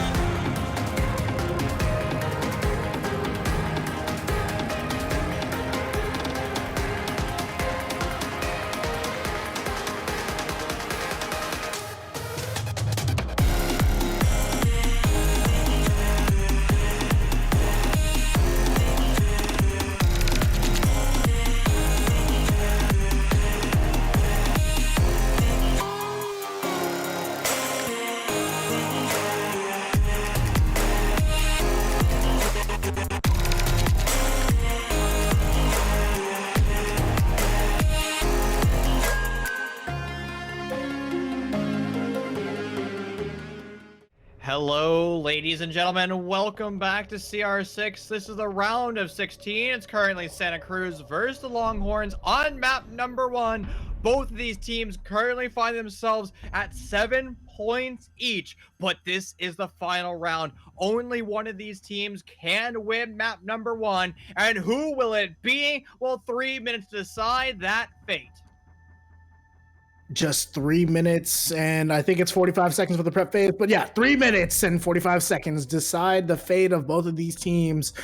It's kind of funny that we're doing a rehouse for one round. I don't know. I'm laughing at myself just a little bit, but I do love me some Siege, and I think we're in for a very thrilling round. Do we see only the third attacking win of the day here? Are Longhorns going to be able to secure their map win after being up by so much in their defensive half, or is UC Santa Cruz going to be able to complete that comeback? All these answers and more coming as soon as we load into the match. Oh darn, Ubisoft, making our lives hard once again. As players can always see, you can type in all chat wish.com/SSD. That's always a great way of telling the servers to speed up, because we want to see how round 15 is going to play out. Secondary bomb site's going to rear its very ugly head. And the problem is, how will the Longhorns elect to attack this? The last time they were here a very long time ago, they did an extremely linear push all the way from master bedroom. The problem with that strategy is it doesn't allow you to set up any crossfires whatsoever. It is absolutely imperative that the Longhorns do an extension all the way from study from the south side of the map, work their way forward, but it's also imperative that they put flank drones down. Either put the flank drones down or use Kakino to his benefit. Please go place those claymores. Go place those nomad air jabs. We really need to see that, because the flank has been so effective throughout the course of today's matchup. And Fire of Doom just trying to negotiate these sort of Cade devices and really try to deny that wall from getting opened up by Bait, who is currently playing on the ace. He has been such an effective support player. And usually you highlight the support player for their ability to drone, but he has not only done that, he's done the fragging portion as well.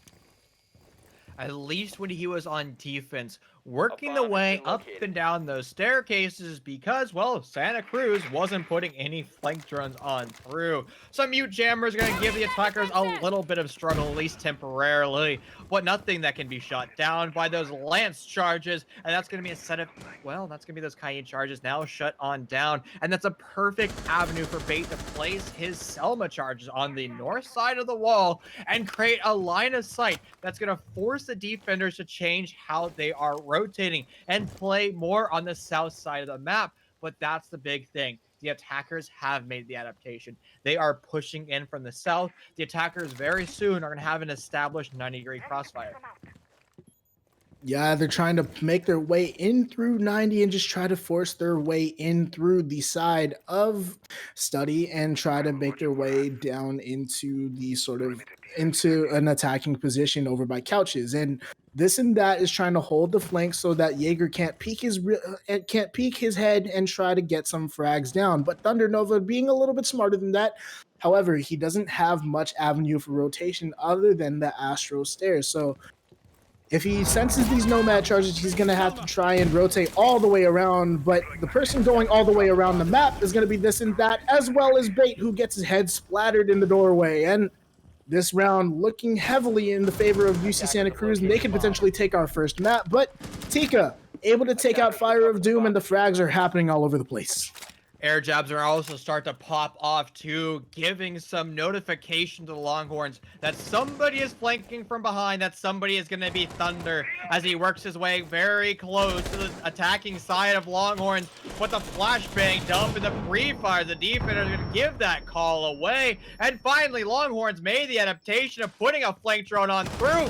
But here comes the full send rush from the attackers straight into the bomb site, but they all crumble almost instantaneously. It's an effective 1v3 with an M590 in hand. It's going to be the defenders of Santa Cruz winning their own map pick, confirming map number 1 is going to be delivered all the way straight to them. What a close map it was, not only by the 8-7 scoreline, but just by the strength of the defenses there. Excuse my burp, but yeah, the strength of the defense is really showing there. The attack only being able to take 2 rounds over the course of this entire matchup. And Parasite joking around that he got the MVP. He was certainly the MVP of that round, and he had a very effective map as well. But hello, we are back on the cams, and we are just waiting on map 2 here. But a little bit of analysis over map 1. I mean, there isn't much to analyze. The defense was very effective.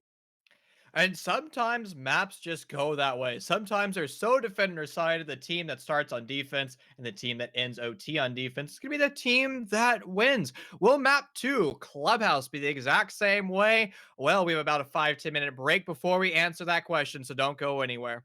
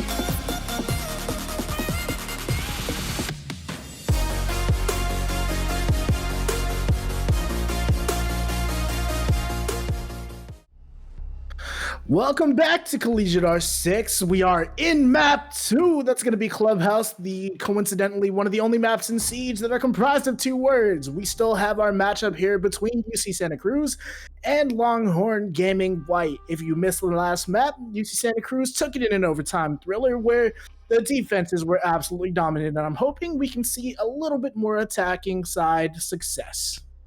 Well, we're gonna have to find that out. It's all gonna be stemming from the ban phase. It's most likely gonna be Thatcher removed. No surprise there, but who will be joining him today? We've seen a lot of Maverick bans, and that's pretty much a traditional ban, but the Longhorns need no debate whatsoever. They were already prepared for that ban, and there goes Maverick instantaneously removed. But the defense has some different changes rolling on through, especially with the Thatcher and Maverick ban. Kaid has to be a default ban. You put those in invulnerable places over by the TV rack upstairs at Cache CCTV and above the drone hole, you will never open up East Breach. So if this ban isn't a Cade, it's going to be a defender paradise once again.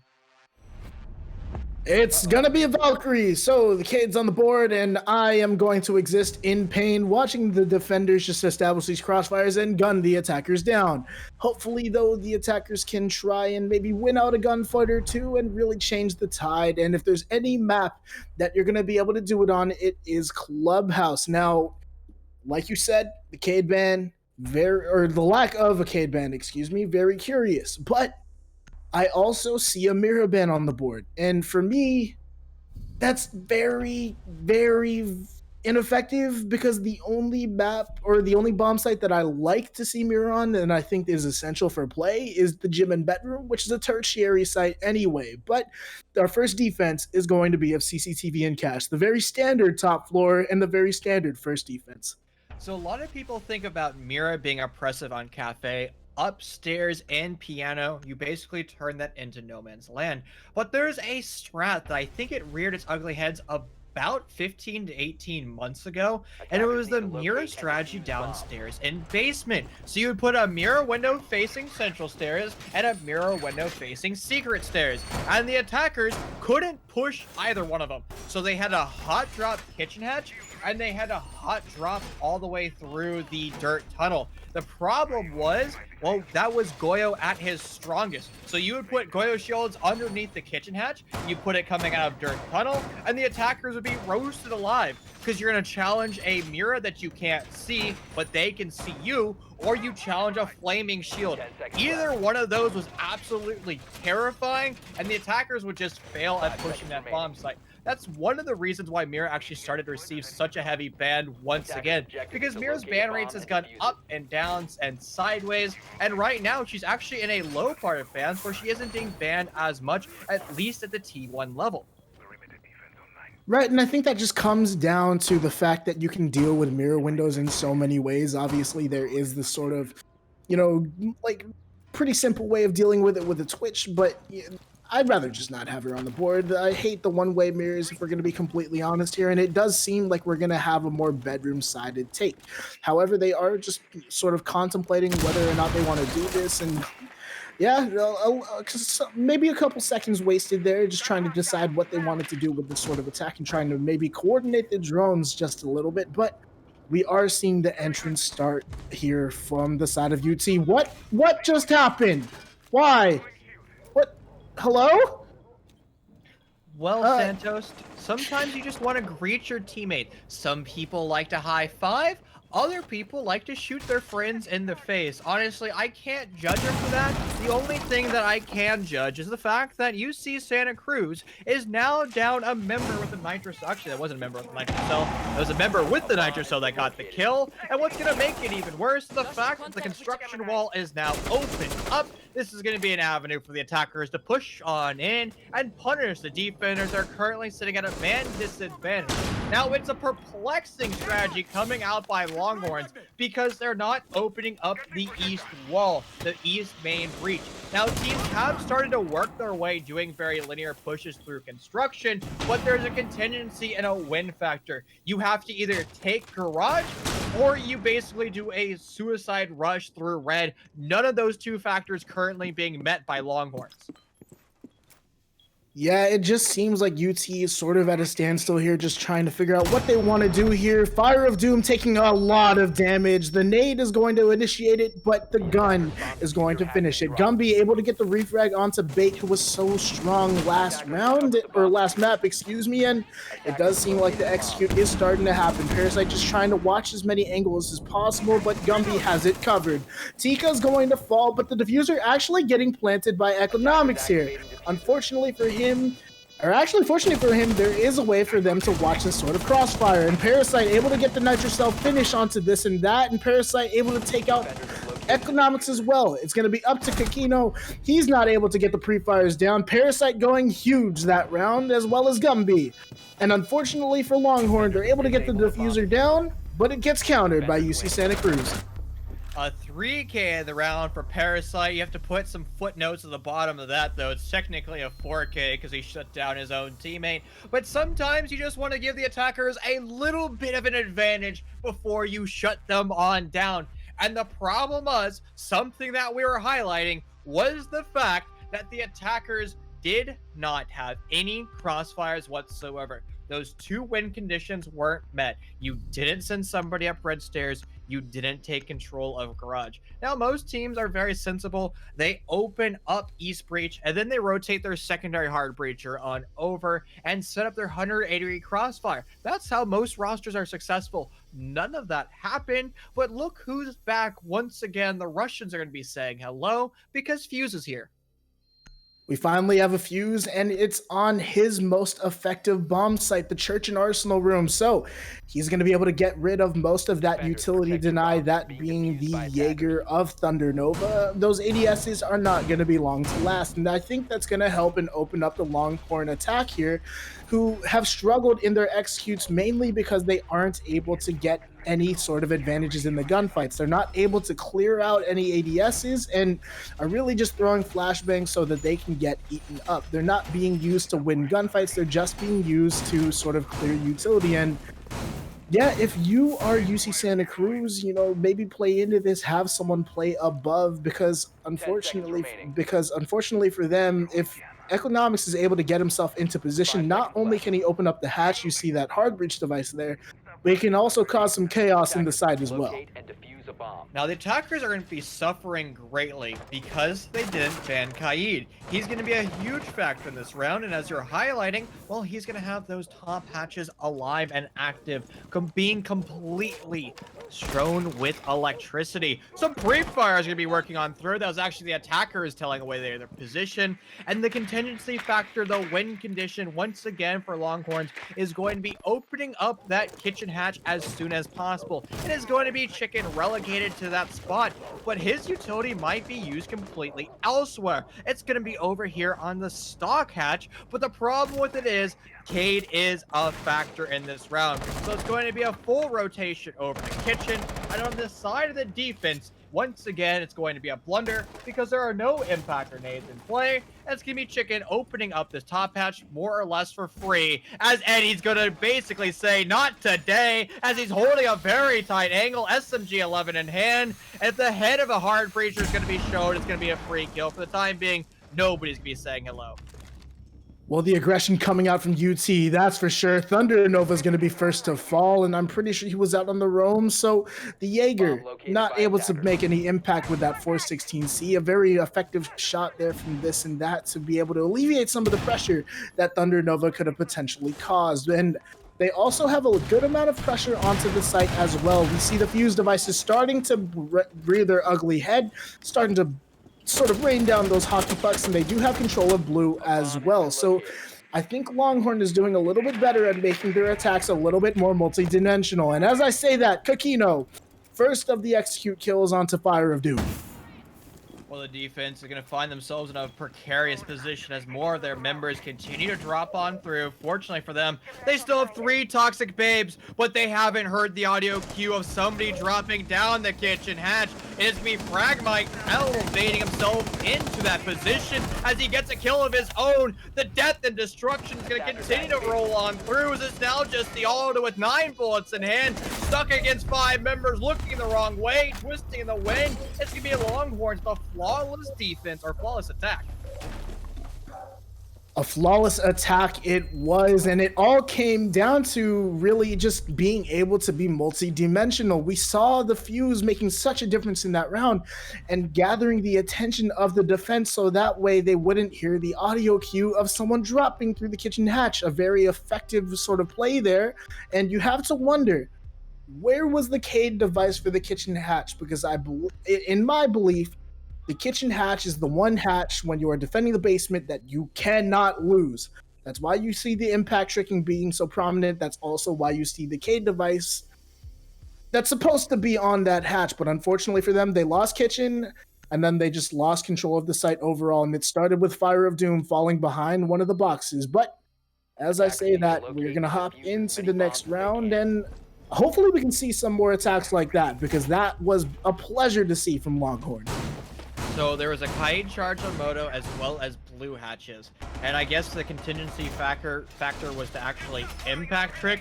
But once again, in round number 3, there are no impact grenades. You can bring them on Maestro. That would be your best option. You can also bring them on Kite as well as Goyo. So in theory, you can bring 6 sets and basically guarantee that the kitchen top hatch will not be opened up. Now, that is a lot of utility that is being relegated to that one spot. That probably isn't advisable in the long run. It's probably not something that you actually went around with, but it'd be a very unique strategy. And honestly, it'd be cool to see it happen. That is one of those things that you try to dry run and scrim multiple times to see the actual successful win rate of that.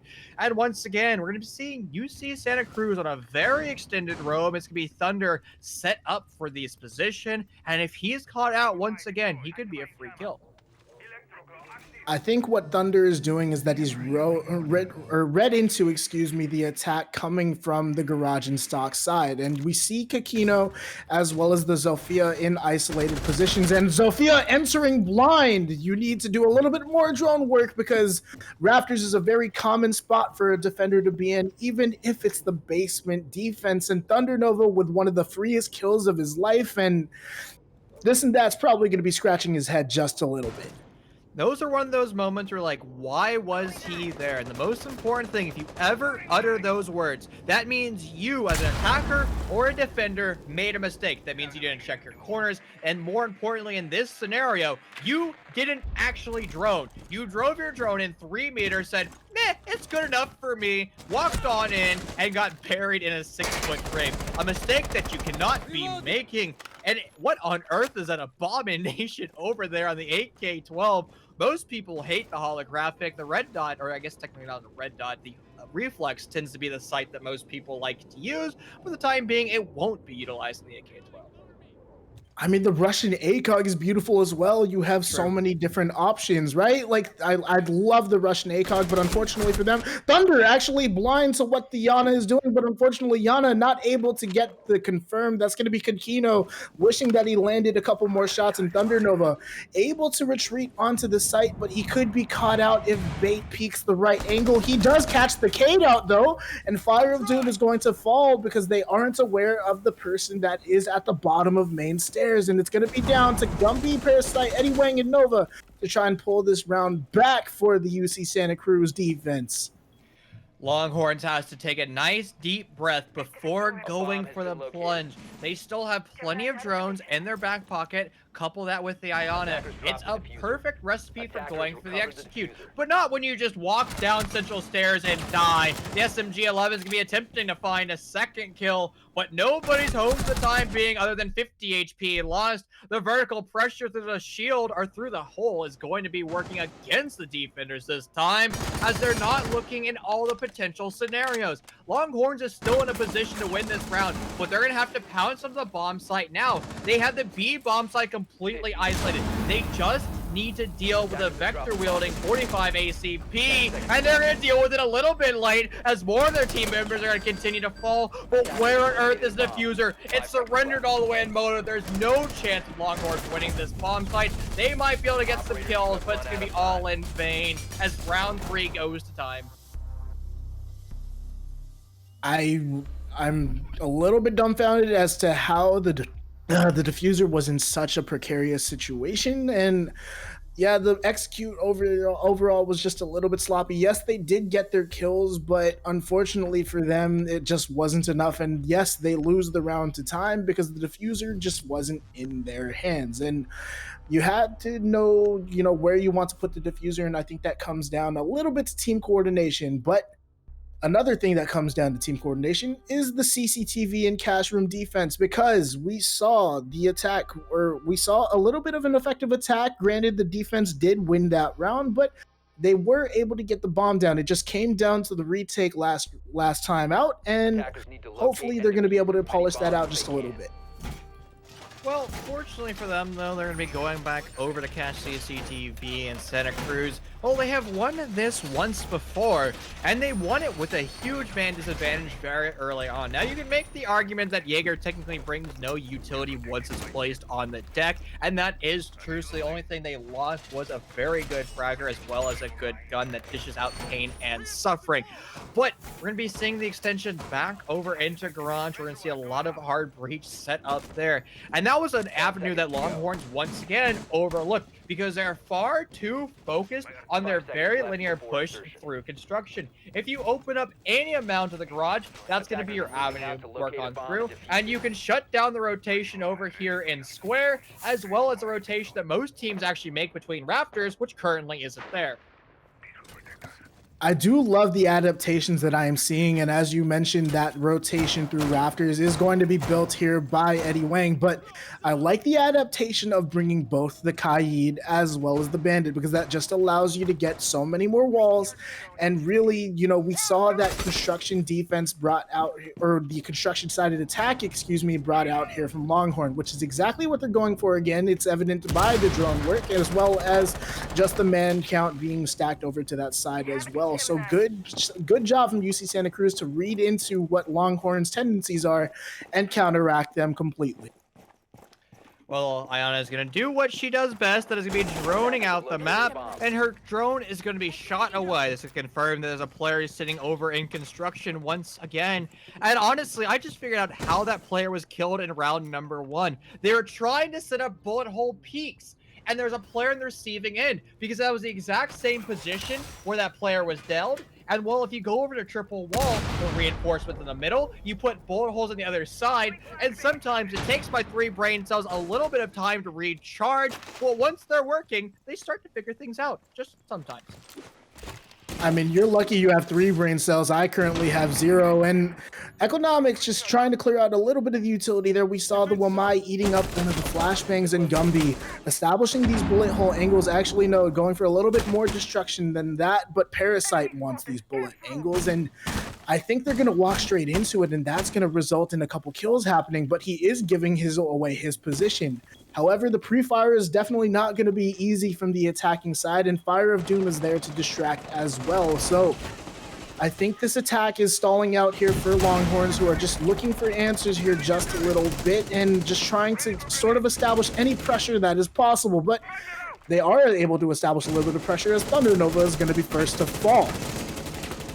More casualties might be mounting if Ash is able to find a kill. The Zofia stun lock is going to push Kaid into a very vulnerable position, but the attackers are unable to capitalize on it whatsoever. That's going to spawn another utility dump from the attackers. The only thing they're going to gain, though, is a player on the ground, a dry peek and a headshot for free. Parasite is going to hold his ground in this position, and the attackers look so strong in the beginning, even though they had a very linear no crossfire execute, but that has all crumbled in front of them. They're trying to push through the fatal funnel. It's not going to work out well for them. Diffuser on the deck. The defenders are going to be holding Mouse 1 for as long as possible. And there's the chaos and destruction we love to see. Santa Cruz with another round win on Cache CCTV, and the Longhorns don't seem to understand how to push it.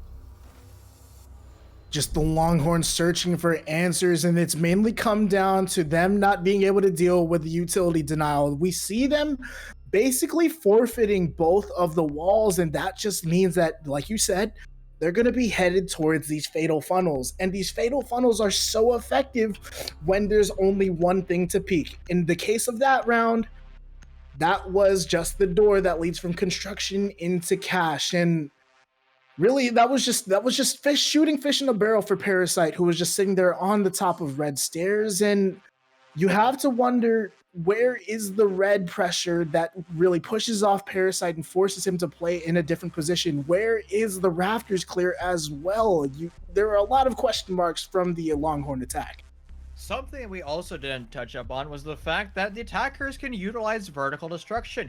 You have a Attackers need to Zofia, locate and you have an defuse Ashe, and as even many bombs Iana as they bring a can. set of frag grenades. You push in through stocks, you utilize those frag grenades to push the players over by cash box, and then you use either your Zofia or your Ashe breaching launcher to send it sky high. You hit the east breach. There goes all the electric utility on the wall, since Haid currently wasn't being utilized in invulnerable positions, and that would have been your execute on the east. You then couple that with the rotation over the west, like you're already doing. It seems like Longhorns are very comfortable with. That's your 180-degree crossfire. That's how you actually push the defenders out. But when you put 5 players through one door sill, the only thing that you're going to get are 5 dead 5 attackers. seconds to insertion.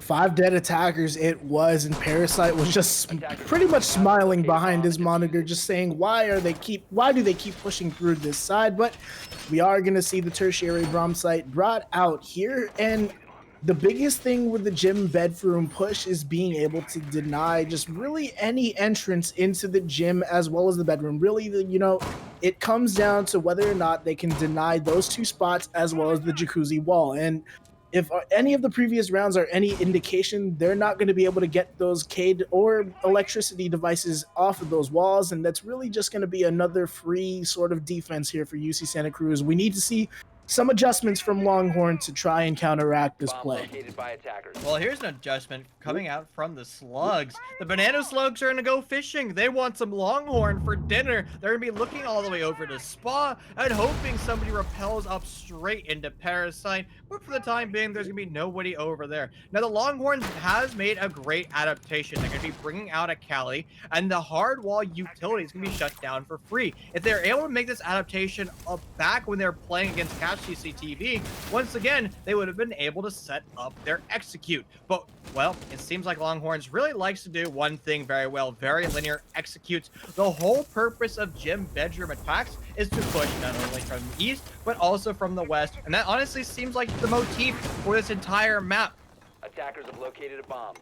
Right you are, and UT sort of drone work is coming out here from Kakino on the Yana. That's been a very common pick throughout the course of our matchup here today, and really it is just free information, but there isn't much that they can do with that information of the person playing inside bathroom, because I imagine he has a little bit of protection from maybe a Jaeger ADS or 2, and it's not going to be a free kill onto Fire of Doom and Parasite.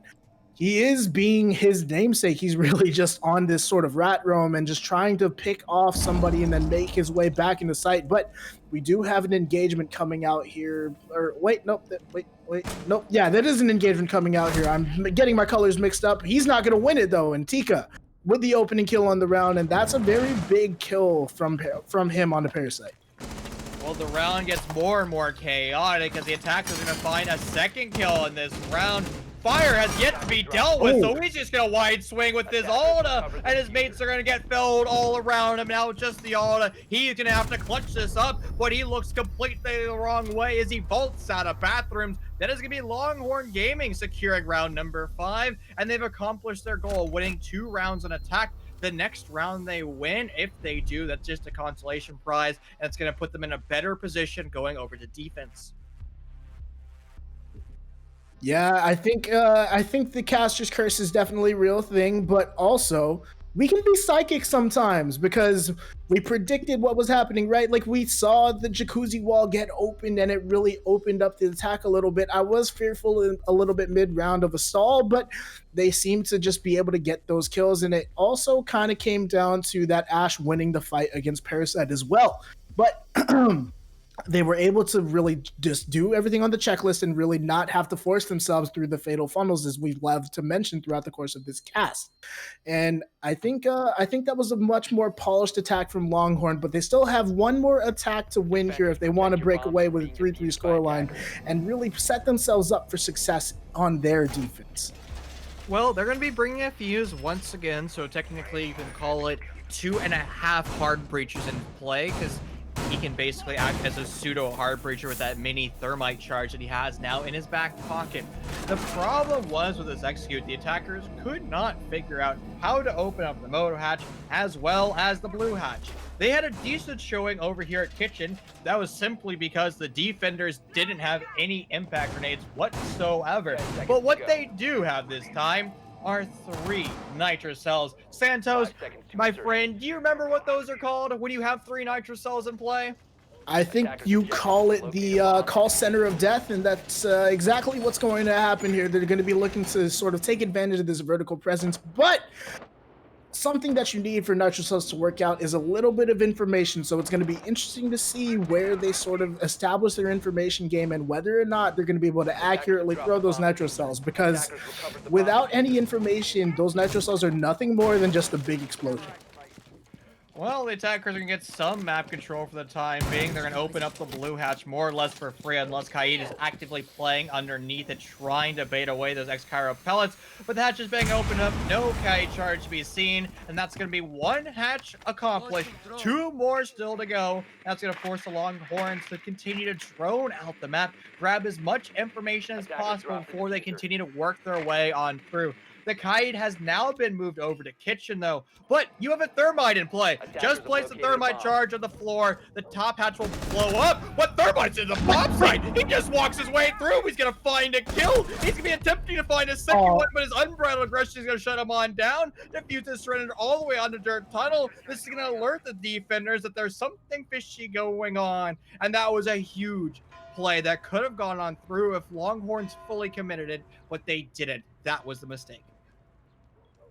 Oh my goodness, temper your aggression just a little bit. I understand the first kill, you are able to take out the Kaid, but it really doesn't net you anything positive, and Tika actually has been downed. I think she just fell off the building, so that's unfortunate for her. She's going to be reset all the way down to 20% health, and I'm just so confused as to why Bait really just yeeted himself into sight, because there was no real control that came out from the side of UT, and they're going to get punished for that. Actually, no. As I say that, this and that, punishing Eddie Wang for some wonky positioning, and he's going to get that kill onto the Malusi on blue stairs, and they have themselves a little bit of positioning for an execute. And as I say that, Thunder Nova, with a free kill onto Economics, I imagine that was down by dirt, and yeah, UC Santa Cruz just establishing their dominance on the defensive side. Parasite with another kill onto Tika, and it's going to be up to some wounded operators. It's going to be Kakino and this and that to really close out this round here. The problem is the Banana Slugs still have members off-site that can flank down to secret stairs if they get the audio cue. What makes it even harder for the Longhorns, there's an M590 sitting very close to secret stairs. The Malusi Disco Wubs can confirm that there is now somebody near blue. And it's going to be a free kill for Parasite when he gets the audio cue. There it is. And now it's going to be the crash on the site for the lone attacker. Unable to control the recoil is going to be a free kill for Thunder all the way downtown. Santa Cruz is going to find themselves in a 4-2 split as they move over to attack. I mean, Yana had a chance there, right? Like, at least go get one, but I'm not here to bag on players. I'm here to sort of analyze what had happened. And what had happened was just I think this was the definition of a disjointed push, because we saw the Thermite try to go in as an entry fragger, which, baffling just a little bit. And you really gave that round to the side of UC Santa Cruz. Those Banana Slugs are they're definitely smiling just a little bit and wondering what the heck is going on. So apparently, I just had a biologist call me, and he says that banana slugs actually eat longhorns for breakfast. So basically, they leave the California coast, they swim through the land all the way over to Texas, they eat a giant cow and swim once again on land all the way back to California before going back into the ocean. That's also how they bake too. So they made in the process of going to Texas and the process back.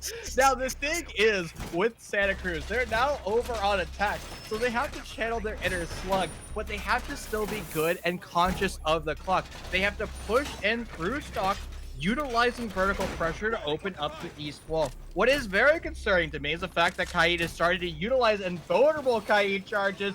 Oh no, They are now fully in place. Santa Cruz will never open 10 up seconds this remaining. wall unless they can put a frag grenade perfectly through the drone hole, but their 5 ADS seconds is to currently relegated over there. I mean, not only do they have to Attackers are perfectly moving out to place a locate a frag bomb and grenade, defuse it. but there are no frag grenades on the board, so it's just going to be. I think it's just going to be another one of those cases where we see them try to force their way into a fatal funnel and win those gunfights out. And I have seen it happen, but it is a very tall task from no matter who you are. You can be Rampy, you could be Bolo. That is still a very difficult thing to do when the eyes of UT are just trained on you. And this is going to be a difficult take here from the side of UC Santa Cruz, but there already are some improvements here that we didn't see from Longhorn, and that is the presence of vertical play. And Eddie Wang able to get a free kill onto Bait the Jackal, hunting out that roamer of the Vigil.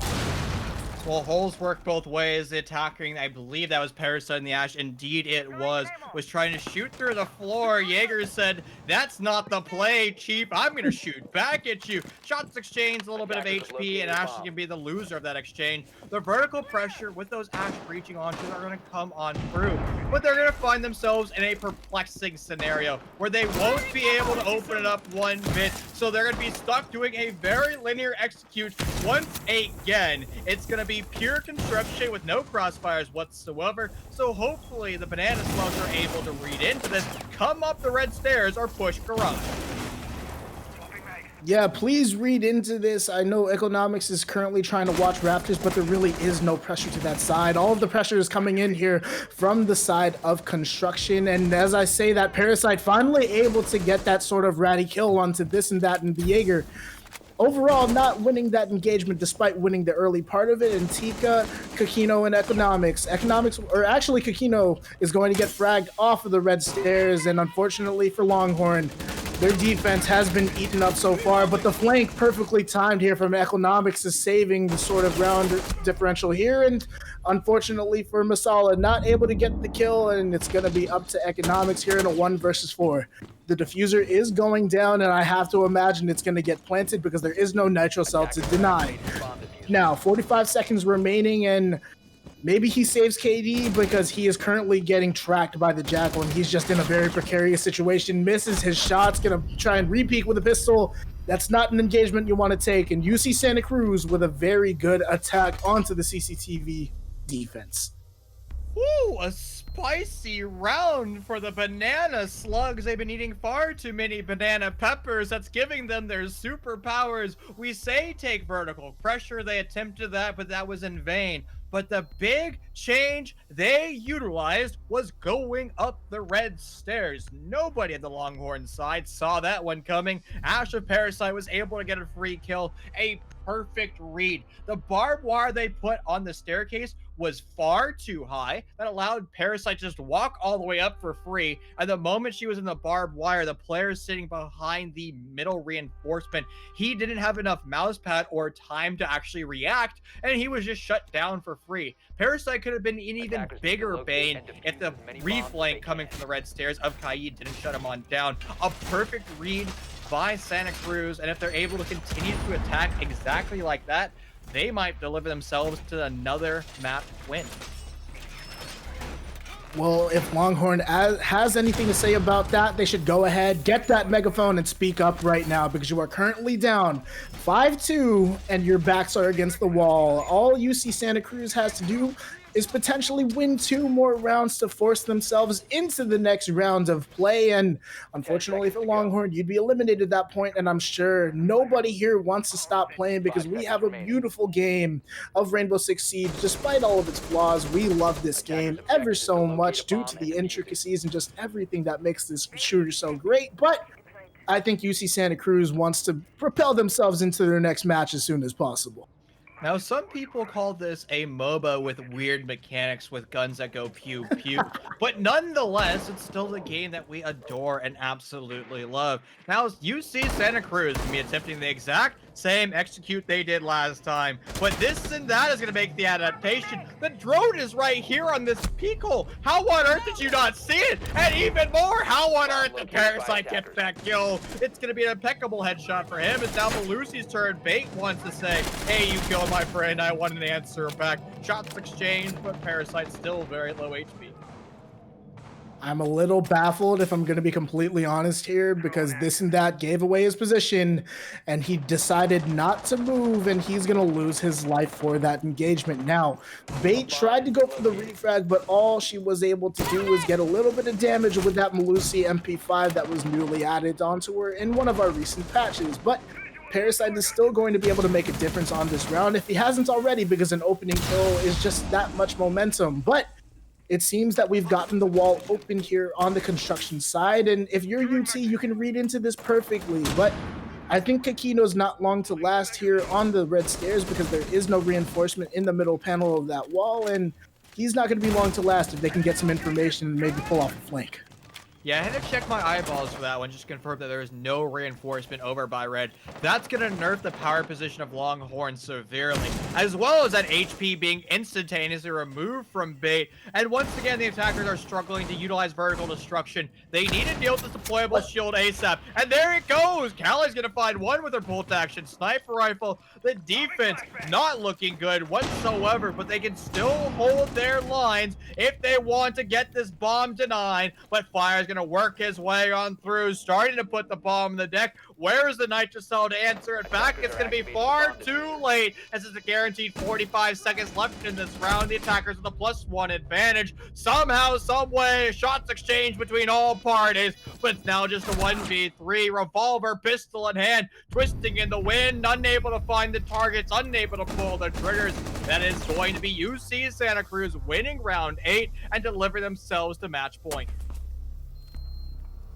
I think we're seeing a little bit of fatigue coming out here from Longhorn, because that Callie makes so much noise. The Callie that shot through the CCTV window, and that should have been heard by the Wamai. And what was even more disturbing is that he didn't look at all, and he got shot out by the sniper rifle. Like, I'm really confused as to what is going on right now from the Longhorn defense, and now there's no better time than now to really pick up your heads and try to keep yourself in this matchup, because right now, I've mentioned your backs being against the wall. Well, now they're actually against the wall, and they say that there's nothing more dangerous than a trapped animal, but right now, these Longhorns are looking more like kitty cats. Why is their back against the wall? Why isn't their back against their gaming chairs? Because we all know that gaming chairs add more FPS. Who needs a 3080 GPU when you could just have a really nice gaming chair? You know, any of the gaming chair companies, they can sponsor me. We can increase my frame rate for the time being. But as you were highlighting, Longhorns, they've been a little bit lackluster on their defense. They're going to make a very wise decision, go all the way down to the basement. And it does seem like Longhorns has a better understanding, at least from a statistical standpoint and a macro strategy standpoint, and how to play, at least on defense, these bomb sites. But they're making far too many mistakes with their micro positioning and their gunfights. Just a lot of just really ill-advised gunfights. Yeah, I think you hit the nail on the head. Just really just some unnecessary engagements coming out from the side of UT, and also just, you know, they're not really doing a good job of establishing these fatal funnels, as we love to talk about whenever me and you cast together. Whenever you can force the attack into trying to enter through one singular doorway, one singular breach hole, what have you, that really just opens up the ability for the attacking wins. But currently right now, the attackers just is able to establish many different ways of positioning, and really able to establish the crossfires onto the Longhorn defense. And the Longhorns really just have no room to rotate, and their heads are looking about as big as the Longhorns right now, because currently they're just having trouble fragging as well. Well, for the time being, the Slugs are going to have to work their way down to the bomb site. Bait's going to find a drone, so his location is going to be confirmed over in Garage, and this is going to force all the members of UC to work their way and actively deal with it. but it's gonna be the offside. Oh! Russia's gonna find 2, make that now 3, as everybody on UC is gonna start to instantaneously fall. The Banana Slugs will have to slug their way through this round number 9 if they want to be successful. Successful they can be, and even more so with Bait getting another kill onto the Jackal, and it's going to be up to Thunder Nova, who's wielding that ARX and aims a little bit high, but he's actually able to bring his mouse back down and get the kill onto this and that. But I think it's this just unaims at the most inopportune time just a little bit, and his position is known, if not through the engagement, then through the default cam, and Bait just waiting for him to go into his crosshairs and take out that shot. And I think this is just an unwinnable engagement from Thunder Nova, who's, again, just not doing himself any favors and opting to just try to rush in there with his balls to the wall. And Longhorn Gaming able to take another round and bring it a little bit closer. 6-3 scoreline, but UC Santa Cruz still in control of the matchup. Well, that was a huge mistake from UC Santa Cruz. There's a reason why Dark Zero does the exact same type of execute every time they're executing onto the basement. They push in from the east, they clear all the way to the second floor, and then all the way from strip to the west to the east, they make sure that there's no defenders roaming the entire map. As soon as they have the all clear, they put flank drones on the 2 staircases and the 1 ladder, and if any defenders gets cute attempting to work their way up those stairs, the drones will catch them. There was no strategy like that whatsoever by Santa Cruz, where they just basically haphazardly walked into the map, not droning whatsoever, and were shut down because they had no idea where their bullets were coming. An absolutely huge blunder, and it's something that they can correct as they're going to go over to the tertiary bomb site, which is Gym, and statistically, this is the best bomb site for the attackers to win. Well, I mean, if you put bar stock on the board, I don't know if it's statistically the best. Okay, But I okay. agree. I agree with you because no one's gonna bring out bar stock in tier 3 because that is just a death sentence. But yeah, I think you hit the nail on the head, and I love that you brought up Dark Zero because if you've seen my Twitter ever, you know that I'm one of. If you know, I'm one of Dark Zero's biggest fanboys because I love their approach to the game, and also just a little bit of a funny point from the last round. They can't establish map control if you don't let them into the map, and that is exactly what we saw from all of those spawn peaks happening from this and that on the Jaeger, and unfortunately Tika taking a little bit of damage. But yeah, as I was saying, Dark Zero really just models how to drone out a map and just be thorough and really clear out roamers as much as possible. And then they say this all the times in their video, but you got to be guns up to deal with the roamers. And yeah, I think we're going to see a little bit more of a better of a roam clear coming out here from UC Santa Cruz, and I hope they're able to enter the building outright. Honestly, that's a wonderful way of thinking about it because, well, if you're sprint challenging, your gun is down. And far too often, individuals are like, Shift W, that's the way I play, that's the name of the game. Some good crossfire looking all the way over to the east side of the map. Now, this is a great extension over to CCTV cache, and this is going to force the attackers to utilize a lot of their hard breach, especially if they actually want to actively clear this. But once again, it's going to be a very linear execute with hardly any crossfires. The west wall of Spa is now going to get on open with Ace relegated to that task, and one part of your checklist has, in theory, been accomplished. They are able to get the jacuzzi wall open, and I think Bait and this and that haven't been called to try and return back to site because they are currently just dedicated to holding here in CCTV, and they are going to be able to get the kill onto the Nomad of Eddie Wang, who I think was trying to play over by the windows, and a good peek out from this and that to be able to get the kill onto him. And they're going to try to execute with one man down, and I don't think that's a position you want to be in. Well, more death and destruction and pain and suffering for UC Santa Cruz, as they're just going to push their way on through and push their way into their own demise. The demise is going to continue to mount, as once again, we've been here before. It's a 1v5. Thunder is going to get the down and confirm his kill, but he has a Legion Goo Mine in his foot. This is going to put his gun down temporarily. His position is incredibly known, and you can see Parasite dropping the nose in chat. As well, more members of Longhorn's going to identify where Capto is and punish him. There is a silver lining here if you are UC Santa Cruz, though. Granted, you have dropped 2 rounds in a row, and we're currently sitting at a 6-4 scoreline, which is a very close for comfort situation considering how dominant they were on their defensive half. But now you get to attack on CCTV, and they've shown that they can attack onto this bomb site very consistently. And look, we finally get the shield play. Let's go. We have a Montaigne on the board. The Mountain makes his first appearance here on Clubhouse. Well, where will Monty be utilized, though? Hopefully, I'm trying to send my mental messages to my fellow Californians to tell them, please put Monty into Garage, push the players playing Harry Potter as well as Top Rafters away, so you get control of the map and you can have more crossfires. Now, you can say that the Banana Slugs have just been bullying their way into the bomb site, and you'd be absolutely correct.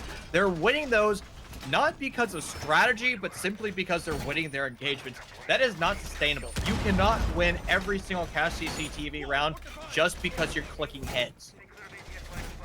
No, that's definitely not a long-term way to play Siege, and this is a shout-out to all of those plat people who really just get there on their gun skill. Please learn some strategy of the game, because I need to not be losing my head whenever I go and play ranked, because I am a low-tier plat player, and I get my head clicked on by people, you know, with the mechanical skill, but no sense of the map. I have to constantly wonder, what are you doing? But you mentioned earlier that I guess that's an error on my droning part. I don't know.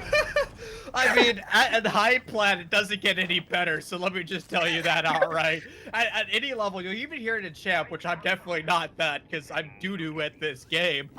But you just see people there that have one skill, and that is moving their mouse hand and just finding foreheads at people. And hey, that's a good strategy. But what's a better strategy is utilizing the Montagne and pushing defenders away. They can't challenge a mountain. They don't have anything to break down a mountain. Now, sure, you can attempt to utilize a train, but you're going to have some dynamite, and that's the exact way of dealing with this Monty.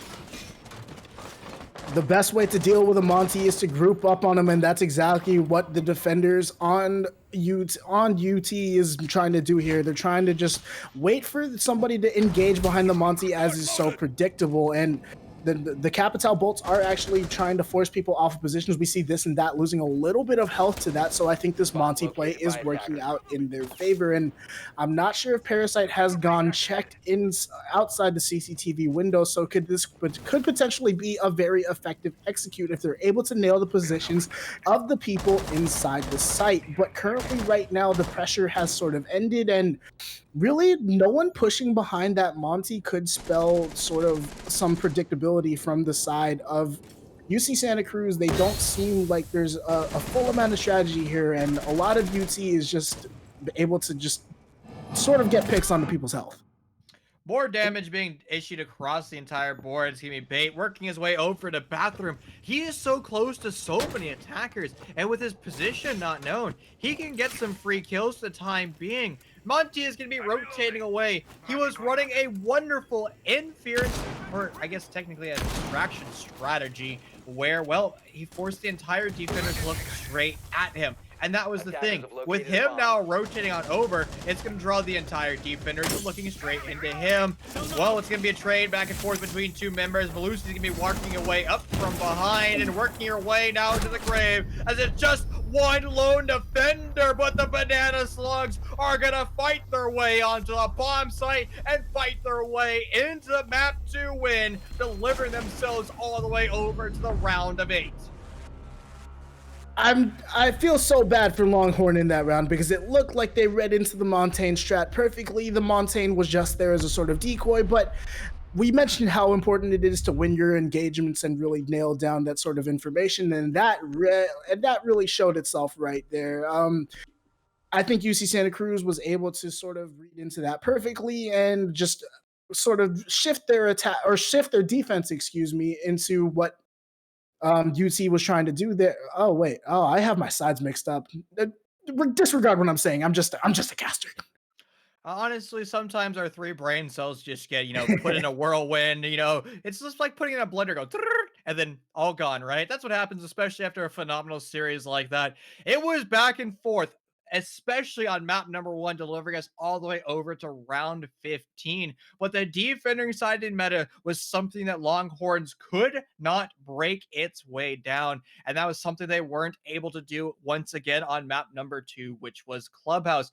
And I have to give Longhorns credit. They had great strategies, phenomenal strategies, actually, strategies coming all the way down from Pro League. So they knew how to defend it, at least on paper. But when it actually came down to execute, they were skipping steps. And something I say really frequently is just because you see Pro League players do it, that doesn't mean that you should do it. The perfect example is the SSG style roam that was designed to counter one team. It was a Latin American team going by the name of Liquid, a team that is known for being mechanically gifted and extremely aggressive. That strategy forced them into two scenarios: either deal with all the utility or pure rush.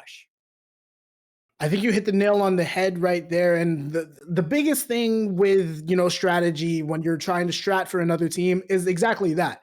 You're trying to strat for another team. You can't just pull something from Pro League and expect it to work for you, right? And you know, also the amount of Pro League coordination that happens there, I'm gonna be upfront, it's not necessarily there for a T3 team.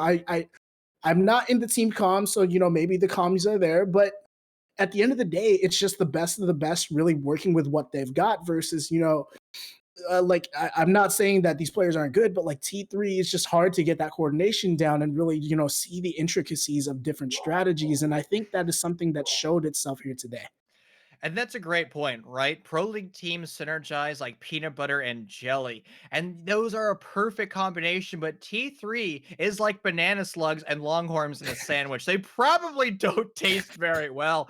Now, I've never had both of those together as a sandwich, so I could be wrong. Maybe it's the greatest concoction ever conceived to mankind, but we're gonna have to wait, like we're waiting for our interview. But wait no longer. A representative from Santa Cruz is going to join us in the casting booth. He goes by the name of Fire. My friend, welcome. Hello, hello. That was Hello, quite the match. indeed. That it was. Talk to me about map number one, Villa. It went the distance, going all the way to round 15. What was your strategy going into that last round? So for the very last, one of our major issues, in terms of attack, as you saw, is that when we first started the match, we were fumbling our attacks, and I believe the other team was up by like 5 rounds. I think we were like 1-5. It was a So on 5-1-5-1 for both teams. 5-1, yeah. So on defense, what we realized that the play style of our opponent was very close to sight and aggressive. So we figured that their attacks would be more unidimensional, compared to like some of the other teams that we've played before, which have spread out excellent fraggers all across the board. And don't get me wrong, all of the our other teams had great fraggers, but they had one really standout player, and I think it was like Bait. Uh, Yep. so we knew that wherever he was is most probably where the most resistance we need to put pressure against, even if it's him by himself or with a team. Their utility usage, because they banned Thatcher, was interesting because it let us play a bit more turtly. Mhm. Because they were relying very heavily on the Cali, and at a certain point in time, we were just wasting Cali charges, or they were wasting Cali charges on like Maestro cams, and that really slowed down how late they were able to like open up the walls into like statue, right? And that let us have crossfires and reassess the situation to understand, okay, like they're down 2 players or we're down 2 players. Where can they really spread out their players to like pick us apart? And once we realize like, okay, certain angles don't need to be held because like there's a low chance they're gonna come from there. Uh, we were able to like realign our crossfires, and like most importantly, we were able to like fix our comms to the other team. Like we were able to adapt really well, and so that really helped us on our defenses. That we were able to like basically adapt to how their playstyle was uh, forming around our defense and our attack. Now, your opponents brought Fuse more than once. Were you prepared for Yes. that strategy or talking about being, making adaptations?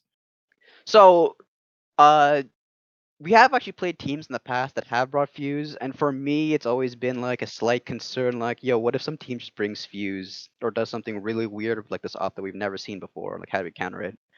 So, because we've had experience with Fuse in the past, especially on club, we have had experience on how to play around the Fuse, which is why we started opening up more of the floorboards between church and or arsenal and church, so that we could. If they drop, they're going to be dead because we're going to be able to see them, right? And that's why we played one by K9, the Goyo Yep. mainly, in round. So we expected that the hatches would be almost opened almost all the time. So we started cycling our Kaid claws around or our mute jammers around more and left just one Kaid claw and minimal utility inside of Arsenal. Because there's no point just dumping utility in Arsenal if it's just going to be cleared out by like 4 cluster charges. Right. But the when they bring Fuse, it's very telling. Um, it's a very revealing card because it basically tells us they have to commit to a Arsenal take because they don't have the utility to spread themselves into Church or into Moto necessarily or into Blue all at the same time. They got to pick Church and something else, right? And that leaves an angle free for us to work around and create crossfires. Sometimes it was Blue, other times it was Church, sometimes it was Moto. One time it was just straight up push a Thermite through dirt when he got a pick onto one of our players. That helped us. I believe that was the last round.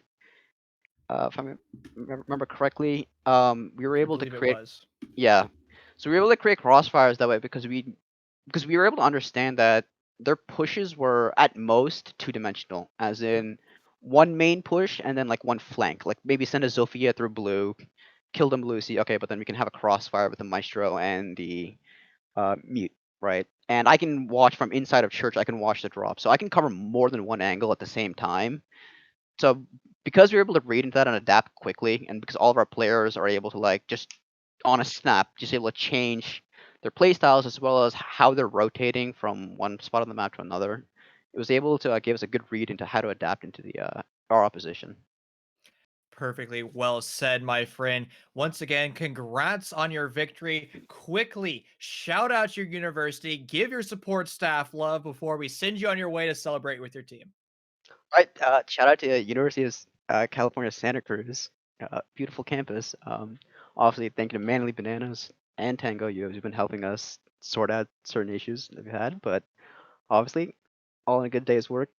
Hell of a game. West Coast, best coast. That's all I have to Exactly. say, my friend. Take care. Best of luck in round number 8 as you go against Liberty. But get prepared, create new strategies, and we'll see you Exactly. there, my friend. Thank you. Cheers. And ladies and gentlemen, that will conclude CR6 for this evening. No more rounds of 16 be played. This is when things start to get interesting as we move into the round of 8. Santos, my friend, it's always a pleasure what that's going to end it for today. As always, please stay safe, stay well, and we'll be back with you next week.